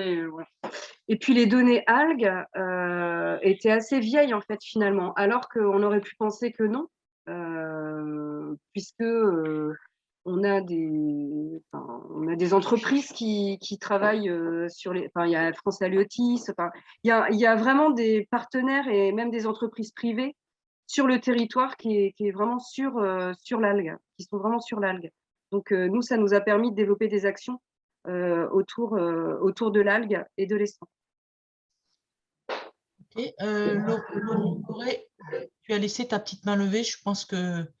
Je l'ai enlevé et je l'ai remise. Ah d'accord, pardon. Et bon, du coup, peut-être que je vais laisser la parole à Bertrand Pinel qui a levé la main aussi, puis après on reviendra à Laurent. Ouais, merci Maïwenn. Moi, j'avais pas forcément de questions, mais plutôt des témoignages. Je vais saluer quand même l'arrivée de mon colistier, là, Laurent Baudet, là, donc Oui. élu aussi à Oudon. Je vais excuser Séverine Duguay, qui était l'autre élu, je pense, Maïwenn, que vous aviez en tête de Oudon, là, mais qui finalement ne pouvait pas être présente. Voilà, je vois toute la richesse là, de l'échange qu'on a pu avoir. Moi, je retiens peut-être 3 idées là. C'est les moyens importants que certains ont réussi à mettre dans leur ABC, là, notamment l'embauche pour partie de CDD ou de contractuels. Là. Nous, on va peut-être pas aller là-dedans, donc il faut qu'on se méfie, ne pas sous-estimer le temps agent nécessaire. Et je reprends ce que disait aussi Laurent Gouret là, sur la partie communication en particulier. Moi, j'ai bien apprécié parce qu'on l'a nous bien identifié. Je pense qu'on veut le mettre, c'est de considérer que c'est un outil stratégique à beaucoup plus long terme que les seules 3 années d'aide de l'appel à projet OFB là. Donc voilà, et de poursuivre au-delà du strict ABC tel que l'OFB nous pousse à le faire. Donc ça, nous aussi, j'espère on s'inscrit là-dedans et j'espère qu'effectivement ça sera effectif sur Oudon. Et puis voilà, tous les enjeux là que nous aussi on a bien retenus, mais qui sont pas encore des réflexes forcément toujours évidents, mais de faire un maximum de collaboratif, de participatif. Et effectivement, avec les outils informatiques maintenant, c'est plus facile. On a déjà fait des inventaires d'hirondelles et autres, mais voilà, ça ne demande que d'être amplifié. Et donc voilà, dans le cadre du montage, on a nous recruté plusieurs associations, les chasseurs, mais aussi des randonneurs, mais aussi des associations qui gèrent toute la partie touristique sur Oudon, là, donc au Cap, pour faire des événements autour de la biodiversité pendant les 3 années qui vont venir. Donc voilà, j'ai retenu, là, j'ai entendu théâtre d'improvisation. Je pense que ça parle à mon collègue Laurent, parce que lui-même est faisant du théâtre. Mais voilà, il y a plein d'autres petites idées que j'ai notées, moi, donc que je repartagerai avec mes collègues avant le 15 avril pour voir si on rate rien. Voilà, merci en tout cas des témoignages. Je me permets juste d'intervenir sur cette question d'animer l'AVC. Donc, c'est vrai que Plouguerneau, Anne a insisté sur l'importance d'avoir quelqu'un un permanent, comme il y a aussi sur la Côte d'Émeraude, pour animer l'Atlas. Et je pense qu'effectivement, c'est quelque chose qui est un réel atout, d'avoir quelqu'un qui anime le truc. Juste pour exemple, la commune de Port-Spoder, que je voulais qu'il témoigne aussi, mais l'élu en charge ne pouvait pas. En fait, ils sont lauréats aussi, ils font leur ABC actuellement. Donc, je vous ai mis la fiche dans le chat, là, vous allez trouver des liens vers les fiches que je vous avais déjà indiquées, je crois. Juste pour dire, à Port-Spoder, ils n'ont pas fait le choix d'embaucher un chargé de mission. Donc voilà, donc c'est pour dire aussi que des fois, ça peut peut-être fonctionner autrement. Alors après, le temps dira si c'était un bon choix ou pas. Mais donc, c'est plutôt l'élu en charge du suivi de l'Atlas qui assure cette coordination.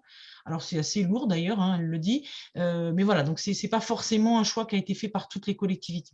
Voilà, donc, par contre, j'ai vu que Laurent avait levé la main et ensuite, Plouguerneau, donc je ne sais pas si c'est Anne ou Marie, mais donc Laurent, si vous voulez reprendre la parole. Oui, merci. Je pose une question à Monsieur Bush. Comment vous avez parlé en fait de chaque constat naturaliste, poser une question et du coup engager des actions, si je résume. Et je vois en fait que vous êtes allé dans des actions qui sont assez avancées en fait, je dirais comparé à mon secteur géographique où on a encore beaucoup de retard là-dessus.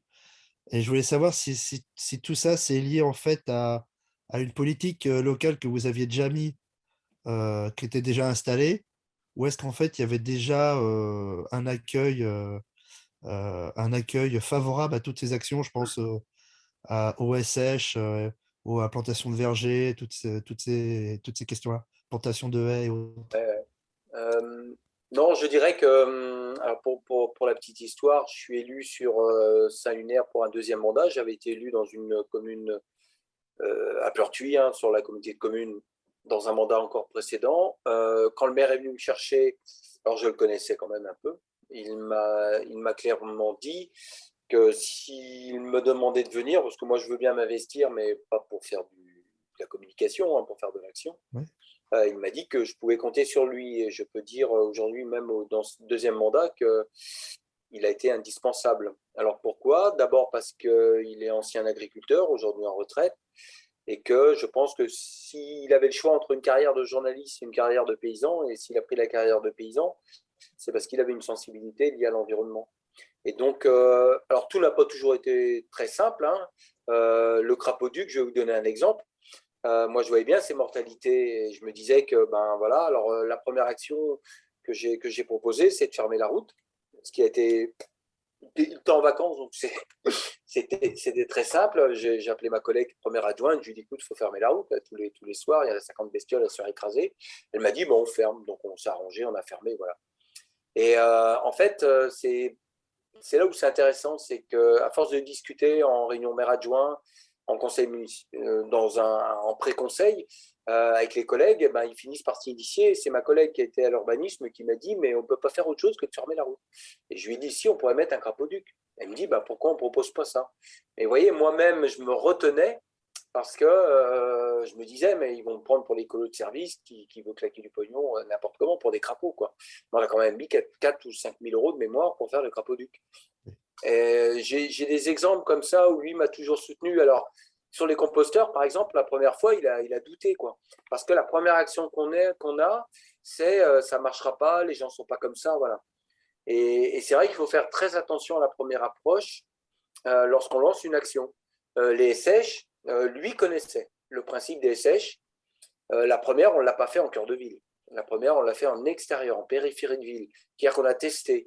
Et c'est le retour des gens qui nous ont dit, oh, ben, c'est sympa ce que vous avez fait, ça s'intègre bien dans le paysage, etc. Et on s'est dit, ben voilà, on va en tester une en cœur de ville.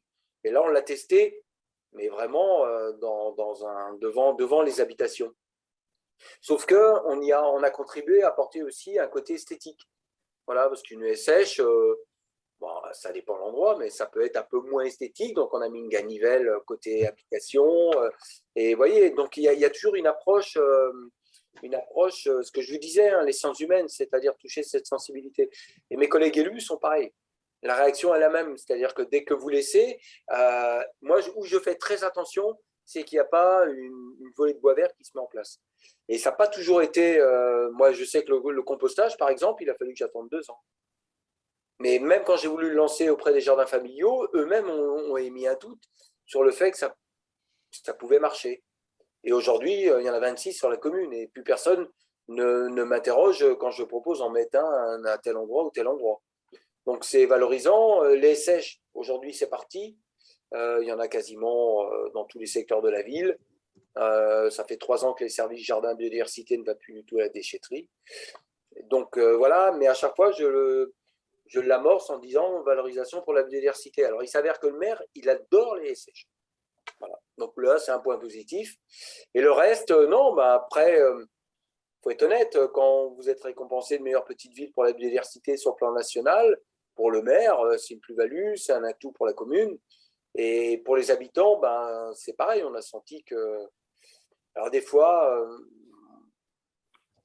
je dis pas, hein, c'est pas simple hein, quand vous laissez un endroit, même le maire, hein, mais il m'interroge. Par exemple, si je décide à un endroit d'être en mode d'observation, ce qui nous arrive, c'est-à-dire qu'on dit, ben voilà, pendant 1 an, on ne fait rien, on observe. On observe la dynamique du milieu, comment ça va réagir. Alors, je vous parle de ça en plein cœur de ville, hein, dans le parc de la mairie. Il n'y a pas… C'est un peu contraire à la gestion différenciée qui veut qu'on ait des codes. Là, il n'y a pas de code, c'est partout pareil. Et donc, j'explique le pourquoi on attend. Et des fois, il y a des gens qui disent là, vous n'intervenez pas, qu'est-ce que vous faites? Hop, tout de suite, il faut intervenir. Je ne laisse jamais le truc s'envenimer. Et explication auprès du maire, enfin de l'équipe municipale, hein, des collègues adjoints et du conseil municipal. Hein. L'enherbement naturel du cimetière, ce n'est pas fait comme ça. Donc voilà, c'est des étapes. Ce que j'ai envie de dire aujourd'hui, c'est qu'aujourd'hui, il y a de la confiance. Quand je dis de la confiance, de la vraie confiance. C'est-à-dire qu'il n'y a pas de doute. Ils se disent que si, au niveau du service jardin, biodiversité, on met ça en place. Une fois qu'on a bien expliqué pourquoi et comment, on nous fait confiance. Alors qu'au début, on nous disait, mais t'as pas peur, ça, oulala, et ça va être comment? Attends, on va attendre un peu, on va en parler, on va réfléchir, voilà. Aujourd'hui, vous voyez, par exemple, là, on a été obligé de faire un remplacement d'arbres qui était complètement mort dans une avenue. On a l'habitude de faire du monospécifique. Là, on a tout fait sauf du monospécifique, quoi. Il n'y a pas plus de 20% de la même espèce. Voilà, on change de paradigme. Mais il faut expliquer pourquoi, comment. Bon, moi, ça, je sais faire. Et après, il y a toutes les phases. Et aujourd'hui, le maire s'aperçoit que finalement, ça n'a posé aucun problème. Donc, le plus dur, c'est ça. Hein. C'est pour ça que je parle beaucoup de sciences humaines. C'est l'acceptation. Hein. Les gens disent oui à la biodiversité, mais il y a des choses, ils sont plus regardants, surtout quand c'est devant chez eux, quoi. Donc, c'est beaucoup d'échanges, voilà, de pratiques, mais c'est pareil avec les élus. Mais oui, c'est un maire un peu spécial, quoi.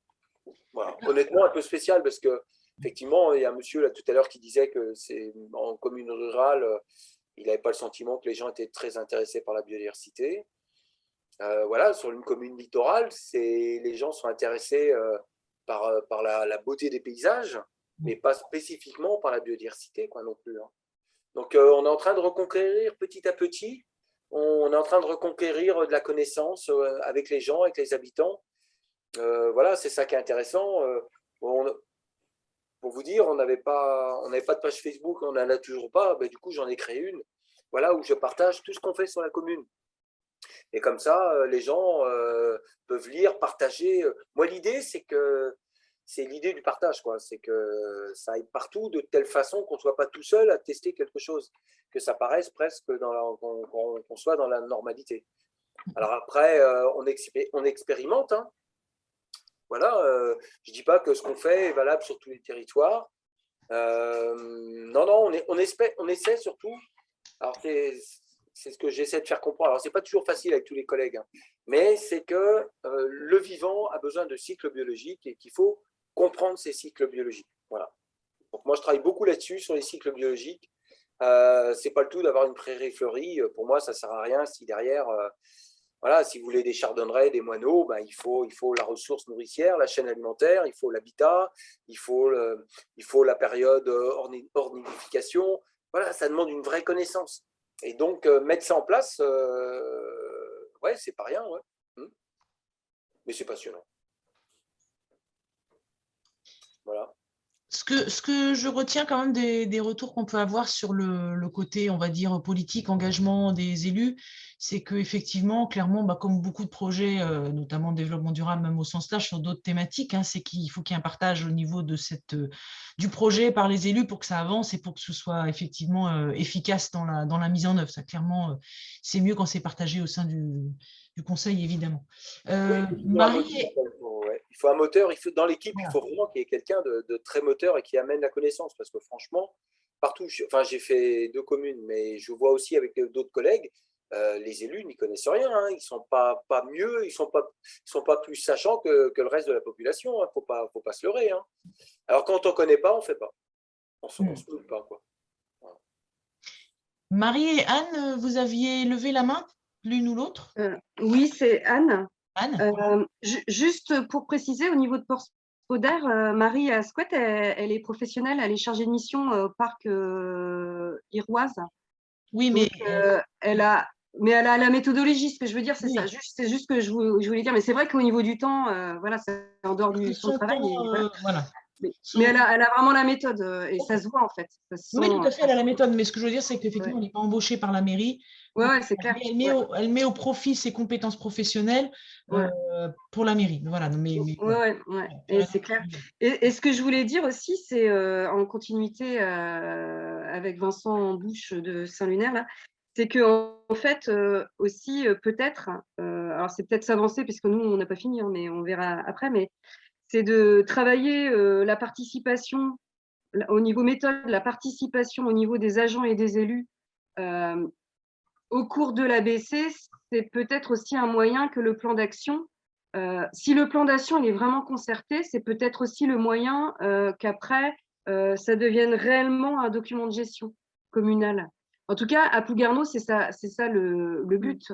Et la méthodologie, c'est-à-dire d'être vraiment en participation, on construit les fiches actions ensemble, fixation aussi bien sensibilisation que inventaire, que aménagement, eh bien, peut-être que c'est le moyen que ça devienne réellement un document de gestion, que tout le monde se l'approprie, quoi.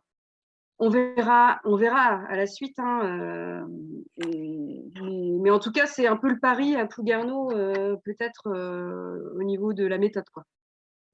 C'est bien. Est-ce qu'il y a d'autres questions sur ces projets-là ou sur le montage d'un ABC ou... Il n'y a pas de petite main qui se lève. Moi, j'ai une question par rapport aux équipes naturalistes professionnelles, entre guillemets, qui suivent les atlas. On voit qu'il y a des choix qui sont faits, qui varient un peu d'une commune à l'autre, notamment. Il y a des communes qui choisissent de travailler avec un seul partenaire. C'est le cas de Couffet, qui travaille avec le CPIE Loire-Anjou.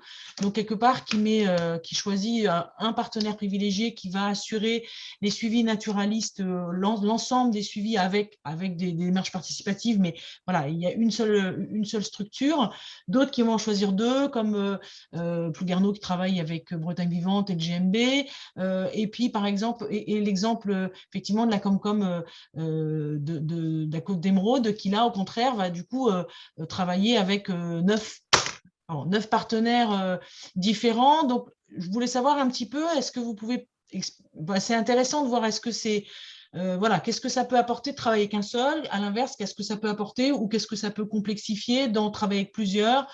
Voilà, c'est peut-être intéressant d'avoir cette... parce que c'était une des questions qui remontait, que vous aviez fait remonter, hein, sur quel type de prestataire, qu'est-ce qu'on demande à ces gens-là. Et donc, du coup, c'est intéressant parce que là, vous avez fait des choix assez différents. Donc, Laurent, sur Couffet? Ouais. Donc, sur Couffet, alors nous, sur Couffet, le contexte, c'est qu'en fait, on a développé, on est parti sur une démarche participative très poussée. Donc, les citoyens sont impliqués dans tous les projets dès le départ. Et on invite vraiment tous ceux qui n'y connaissent rien à venir, du moment qu'ils soient curieux. Alors, après ça, moi, vu que c'est mon métier, je pouvais amener pas mal de choses. Mais l'intérêt, c'est aussi d'avoir un appui extérieur. Donc, on a fait appel au CPIE parce qu'il était référencé sur notre secteur. Et le CPIE a permis d'accompagner la montée en puissance en termes de connaissances générales sur la biodiversité des citoyens non initiés, mais curieux d'en savoir plus. Alors, dedans, on a des agriculteurs, hein, on a des individuels, voilà, et à partir de là, en fait, et à partir des échanges qui sont arrivés, qui ont été menés, il y a eu donc tout un programme, toute une réflexion et le programme de l'ABC qu'on a proposé dans notre candidature. Et alors, maintenant qu'il y avait cette relation de confiance qui était établie avec le CPIE, les citoyens comme nous, nous trouvions pas, en fait, on ne se sentait pas de perdre cette relation et puis cet historique de réflexion en relançant un appel d'offres public ou un appel à concurrence, une mise en concurrence, et de se retrouver avec d'autres partenaires, même très compétents, mais avec pas la même relation historique. Donc, en fait, on est passé par un dispositif de convention pluriannuelle et ça nous a permis de continuer de travailler avec le CPIE et les personnes du CPIE. Voilà, l'historique. D'accord. Et du coup, maintenant, je continue ma question. Parce que du coup, donc la Comcom, vous travaillez avec 9 prestataires différents. Donc, est-ce que tu peux dire juste un petit mot là-dessus, ce choix, pourquoi ce choix et qu'est-ce que ça apporte et peut-être qu'est-ce que ça pose comme complexification ou pas? Oui, alors, ce n'est pas des prestataires, c'est des partenaires. Justement, on a mis en place des conventions de partenariat et il y aura aussi des prestataires qui vont se rajouter en plus avec le système de devis et de facture. Donc, il y a vraiment une différence entre les deux modes de fonctionnement. Pourquoi on a choisi de travailler avec 9 partenaires? déjà principalement pour établir comme ce que disait Laurent juste avant, oui, c'est d'établir une relation de confiance et dans le long terme pour dès maintenant, dès le début de l'Atlas, anticiper l'après-Atlas pour pouvoir avoir sur notre territoire des structures naturalistes qui existent au niveau régional, mais qui n'avaient pas de lien avec la communauté de communes à proprement parler. Ils ont déjà fait des inventaires, ils ont déjà été présents, mais on n'avait pas de lien particulier avec eux. Ça complexifie dans le sens où on a dû monter 9 conventions de partenariat, les rédiger, les établir dès maintenant, les budgéter. Ça a pris du temps. Maintenant qu'elles sont faites, il va falloir les mettre en place, s'assurer. Donc voilà, ça rajoute peut-être une lourdeur administrative, si on peut le dire. Mais je sais que c'est important pour les structures naturalistes qu'on a contactées de voir qu'on les sollicite sur le long terme et pas juste sur l'Atlas. Et je pense que ça nous a permis de pouvoir les mobiliser alors qu'ils ont globalement tous un plan de charge très chargé. Donc moi, je les ai contactés à l'automne 2021 pour 2022. En gros, ils m'ont tous répondu que leur programme de 2022 était déjà plein, qu'ils avaient plus de dispo et qu'il fallait attendre 2023. Donc, c'était un peu compliqué. Et le fait de mettre en place une convention, ça permet d'être un gage de confiance pour eux aussi, de voir que c'est pas juste on fait appel à eux comme ça parce qu'on en a besoin, parce qu'on fait un atlas et qu'après, on laisse tomber la relation. Donc, voilà un peu l'avantage, inconvénient. Ça permet aussi de les mobiliser sur une thématique en particulier. Par exemple, on travaille avec Bretagne Vivante sur les chiroptères. On peut très bien travailler avec Bretagne Vivante sur plein d'autres thématiques. En les focalisant sur les chiroptères, ça leur permet de dégager, de pouvoir nous assurer d'être disponibles sur le temps qu'on leur demande sur cette thématique. D'accord, merci. Plouguerneau, Anne, c'est toi peut-être qui souhaite intervenir sur le fait que vous travaillez avec deux partenaires aussi, deux prestataires du coup. Ouais, non, là pour le coup c'était Marie. Ah, c'est Marie. Ouais, tu ne peux pas deviner, mais ouais. Une chance sur deux. La nuance entre prestataire et partenaire est intéressante. Nous, pour le coup, sur vraiment l'aspect purement scientifique, c'est un prestataire qui n'est même pas un prestataire du territoire, parce que je crois que Foxali, ils sont basés dans le 44. Dans le Morbihan. Dans le Morbihan. Mais en fait, c'est les deux. Bien. Ouais. En fait, c'est les deux. Il y a vraiment la prestation Foxali qui est vraiment diagnostic, quel maillage on fait, quel taxon, voilà, qu'on a travaillé aussi avec le COTEC. Et puis, en parallèle, il y a des partenaires comme le Conservatoire botanique de Brest.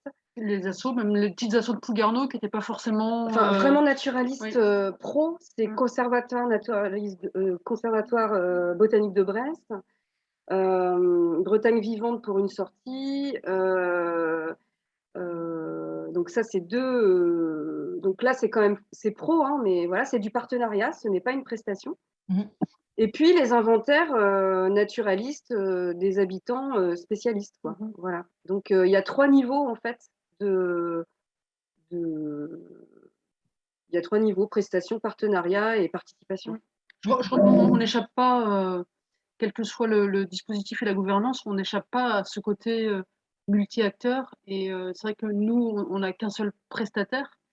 Mais comme le disait Anne, il a aussi fallu qu'elle joue le jeu de se retrouver à travailler avec nous, mais aussi avec des habitants, avec des assos, etc. Et moi, je pense que quel que soit le choix de l'ABC, il y a toujours cet aspect un peu multi-tête, quoi. C'est important parce que l'historique de ce qu'on met en place, hein, moi je me projette, un élu, il n'est pas fait pour rester, hein, sauf s'il a, il a des grandes ambitions.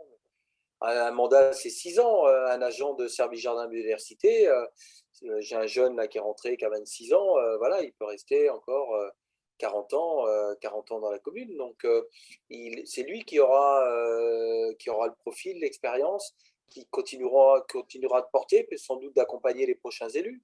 Et les habitants sont dans la partie. Pour moi, un atlas, c'est le mot collectif, quoi. Je suis d'accord, hein, il faut absolument que ce soit partagé. C'est pas entre initiés, entre spécialistes. Donc, c'est extrêmement important que le mot collectif, collectivité, ben, ça correspond. Et du coup, ça me fait rebondir sur les collectivités qu'il y a autour de la table ou de l'écran, qui ont a priori des projets, si j'ai bien compris. Donc, moi, je ne vais pas donner de nom, enfin, il y a la commune de Crossac, la Chevaleret, la Grigonnet, Plessé et Pompéan, à mon avis, qui ont des projets. Enfin, je ne sais pas si elles vont déposer une demande de répondre à l'appel à projet OFB ou pas, ce n'est pas non plus une obligation. Est-ce que ces communes-là, est-ce qu'il y a des choses par rapport à ce que vous avez entendu sur les projets? Est-ce que vous avez des remarques ou des questions que vous souhaiteriez aborder?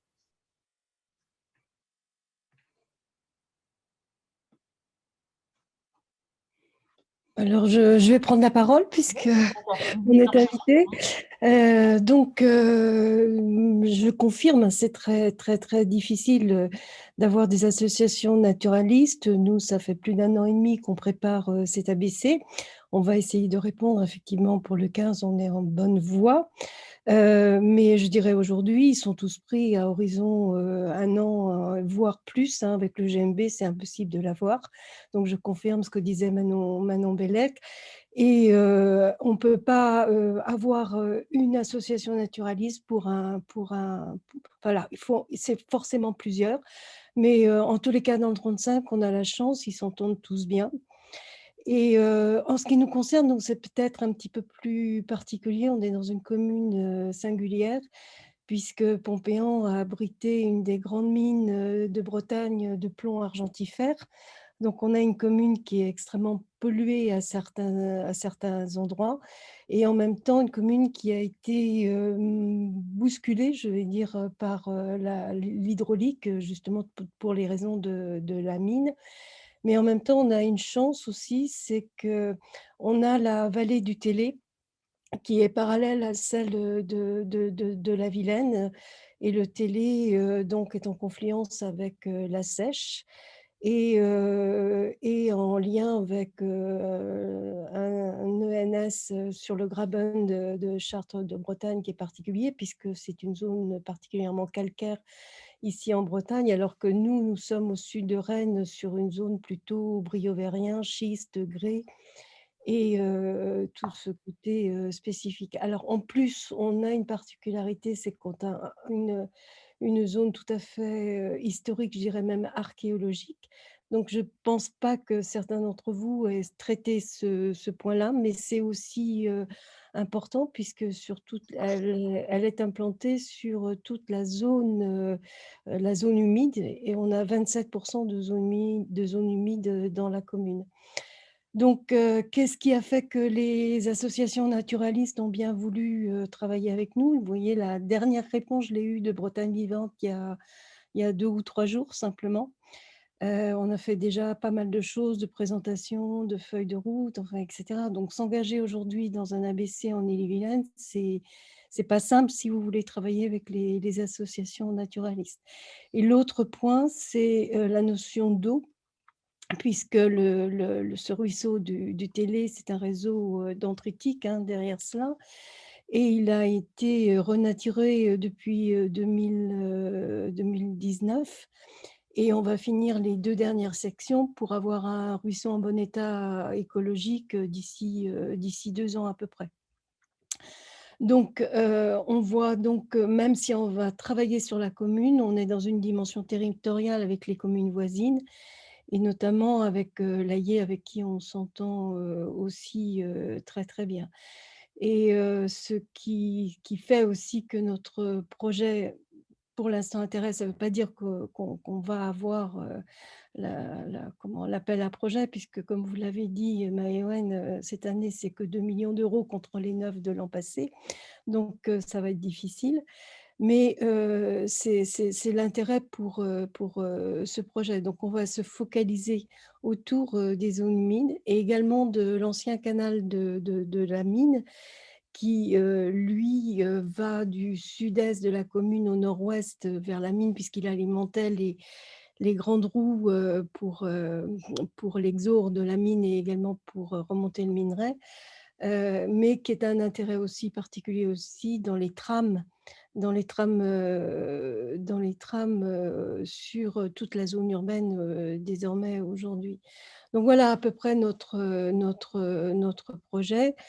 Quant à la participation citoyenne, alors nous, moi je suis adjointe à la démocratie participative et à la communication. Donc on a déjà mis en place un budget participatif l'an dernier avec un vote au jugement majoritaire, qui était effectivement une innovation. Et ça fait partie aussi de l'implication citoyenne puisque dans les projets, on a eu un verger participatif. On a eu une trentaine de personnes qui sont venues planter des arbres fruitiers avec une implication aussi sur la biodiversité derrière. On a un jardin éducatif. On a eu alors un terrain de bosse pour vélo pour les enfants. Et donc, j'avais donc visité avec Brouded Vincent Bouche à Saint-Lunaire et j'avais été très impressionnée par le nombre de SH et ce qu'on pouvait faire avec. Et j'en ai parlé au service technique.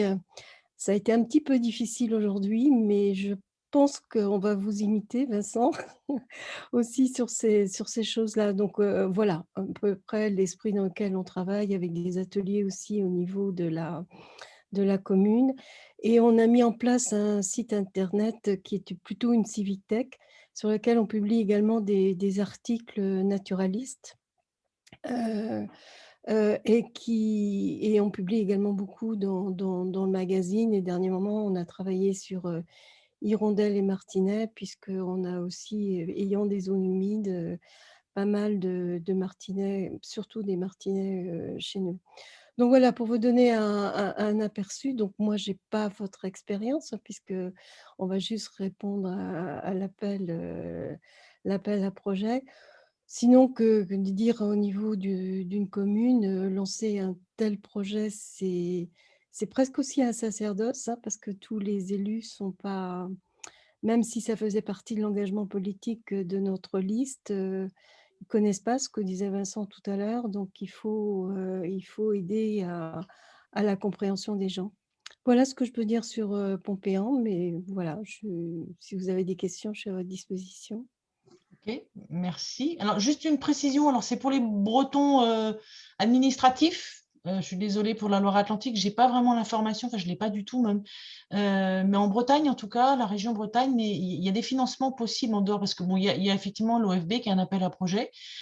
C'est clair que c'est difficile de faire un atlas sans financement, ou alors ça reste des choses beaucoup plus légères, c'est aussi possible.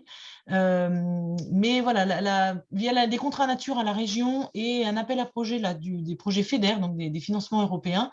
Alors on connaît la lourdeur des financements européens, mais malgré tout, voilà, j'ai mis les liens dans le chat, mais ça peut intéresser aussi des communes bretonne, donc dont Pompéan fait partie. Du coup, peut-être que ça peut être des pistes aussi de financement complémentaires ou financement tout court pour des ABC. Voilà, donc je referme cette parenthèse. C'est vrai que je n'ai pas trop creusé le sujet sur les Pays de la Loire. Je suis désolée, je ne suis pas trop sur mon territoire, j'ai moins de contacts. Mais il y a peut-être des choses au niveau de la région Pays de la Loire, ça mériterait peut-être de chercher un petit peu. Alors effectivement, j'ai vu cet appel à projet de la région Bretagne, donc, et il demande déjà un rédactionnel assez précis pour y répondre. Hein. C'est pas, il y a un véritable engagement, hein, je pense. Et j'ai oublié de dire une chose aussi qui est importante pour nous, puisque nous sommes une ville de Rennes Métropole. Et Rennes Métropole a, depuis une quarantaine d'années, travaillé quand même sur la biodiversité, alors pas d'une façon aussi intensive qu'on peut le faire actuellement, mais nous avons des MNIE, alors MNIE, milieu naturel d'intérêt écologique, et quasiment, ils sont référencés sur toutes les communes, mais bon, enfin, certains sont complètement vides. Enfin, il y a encore beaucoup de choses à faire, mais c'est quand même un point d'intérêt, un point de départ pour pouvoir commencer à travailler sur la zone. D'accord. J'en profite pour souligner aussi, par rapport à l'appel à projet OFB, qu'un des critères, mais vous le savez peut-être, mais je me permets de le souligner, c'est que la commune s'engage à solliciter l'intégration du dispositif territoire engagé pour la nature, les TEN, ce qui est le cas de Porspoder. Mais ça fait partie des critères aujourd'hui. Alors, c'est un petit peu un critère en deux temps, parce que l'idée, c'est que la commune s'engage à intégrer ce dispositif qui lui-même fait l'objet quelque part d'un appel à projet, donc on ne peut pas garantir d'en faire partie. Mais voilà, je sais qu'un des aspects, c'est que la commune s'engage entre guillemets sur du long terme. Donc ça, c'est important, hein, vous l'avez tous souligné, le fait qu'un ABC, c'est du long terme, que c'est voilà, l'ABC, c'est la première marche, et puis ensuite s'ensuit tout un tas de démarches, notamment très concrètes, de mise en œuvre de l'Atlas, des actions très concrètes, et que ça, c'est du long, voire du très long terme, et que l'OFB souligne cet intérêt-là par cet engagement aussi d'une commune, de dire on s'engage non seulement dans un atlas, mais aussi dans une démarche plus lointaine d'un territoire engagé pour la nature. Donc voilà, je me permets de le souligner pour ceux qui ne l'avaient pas forcément noté, parce que j'ai eu un échange avec eux, elle m'avait insisté sur ce point-là. De notre côté, on a eu un échange également avec Madame Ledu en janvier. J'étais allée aussi à la réunion à Pimpon. Très clairement, elle nous présentait le thème en fait comme une labellisation qui permet après d'aller vers des financements autres et différents, mais c'est quelque part le passage obligé forcément. Voilà. Alors, je vois que l'heure tourne, on est bientôt à la fin de notre rencontre. Est-ce qu'il y a d'autres questions? Alors, il y a plein d'autres sujets qu'on pourrait aborder, mais en 5-6 minutes, ça va être un petit peu compliqué. Donc, est-ce qu'il y a des questions qui vous taraudent, ou est-ce que vous voulez qu'on s'arrête là? Je ne vais pas vous forcer, il est presque 18h30, c'est bientôt l'heure de l'apéritif, on est vendredi quand même, c'est important. En tout cas, pour moi, c'est très important. Donc, est-ce qu'il y a d'autres remarques ou d'autres questions? Pour nous aussi, Maïwenn, c'est très important.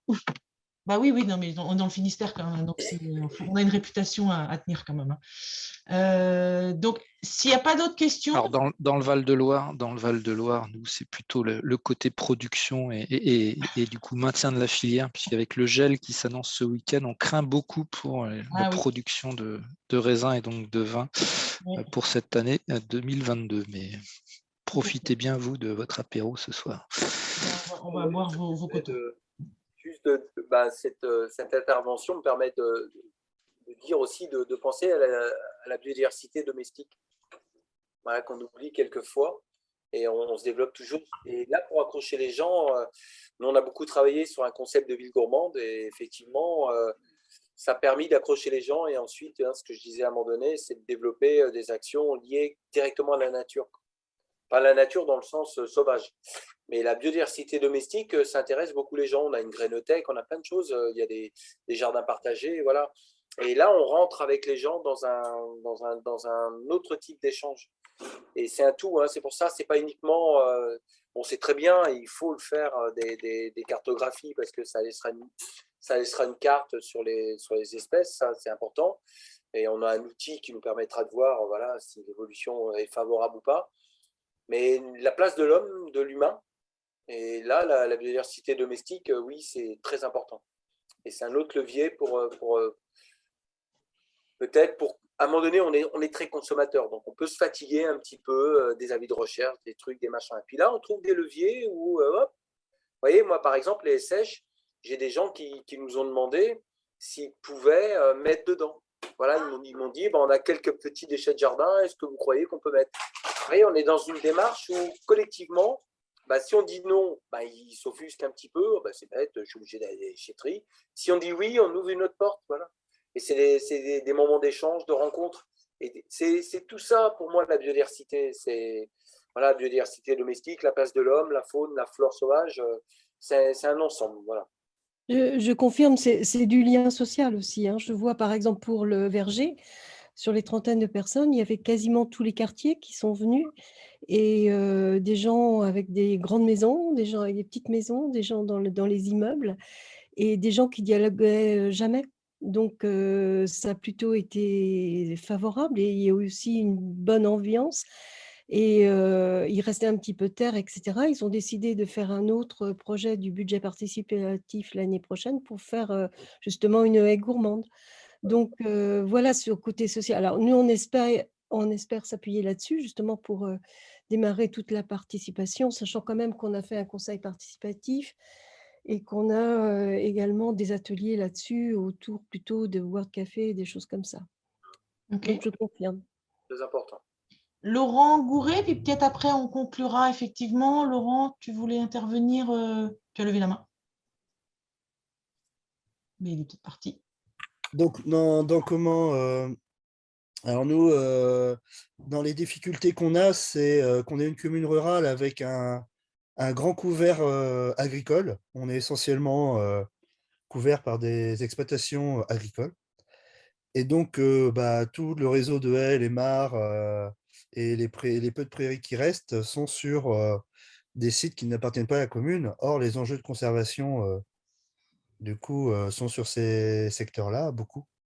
Et donc, c'est une difficulté, en fait, qu'on a à faire participer la majorité du monde agricole. On va dire qu'on est plutôt sur une minorité. Et pour le moment, on n'a pas réussi à convaincre, je pense, la profession agricole de nous suivre sur ces questions. D'accord, donc ça revient un petit peu sur le point qu'on a souligné, sur l'importance très forte de travailler sur les démarches participatives et d'impliquer les habitants, agriculteurs compris évidemment, sur des communes très, très agricoles ou autres. Donc, je vous propose qu'on en termine là sur cette note, on va dire, on va essayer de terminer sur la note positive, de dire qu'effectivement, un ABC, c'est pas que des suivis naturalistes, mais bien des liens humains participatifs, culturels, les échanges et des rencontres qui font que c'est quelque chose qui prend vie, qui prend forme et qui donne lieu à des actions très concrètes. Et que je vous souhaite tous de pouvoir poursuivre vos démarches dans votre ABC et ou de remporter un appel à projet ou trouver d'autres financements si ça ne fonctionne pas, ou de recommencer l'année prochaine si jamais vous n'êtes pas couronné de succès cette année. Voilà, je vous remercie beaucoup de ce temps d'échange qui a été très intéressant. N'hésitez pas à revenir vers Brudette si vous avez des questions précises. On fera un petit compte-rendu, on vous transmettra les choses qu'on vous a montrées. Je vais vous envoyer des liens vers des pages expériences qui décrivent un petit peu les projets qui vous ont été présentés là. Donc, n'hésitez pas à revenir vers moi ou vers Anne-Laure Marchal pour ce qui est de la Loire-Atlantique, puisque c'est plutôt elle votre référente pour la Loire-Atlantique. Mais voilà, on s'arrange entre nous de toute façon. Je vous souhaite une bonne soirée et un bon week-end et à très bientôt. Merci. Au revoir. Au revoir. Merci, bonne soirée à tout le monde. Merci à ceux qui ont apporté leur témoignage. Merci Brudette. Merci. Ciao. Merci Brudette. Au revoir.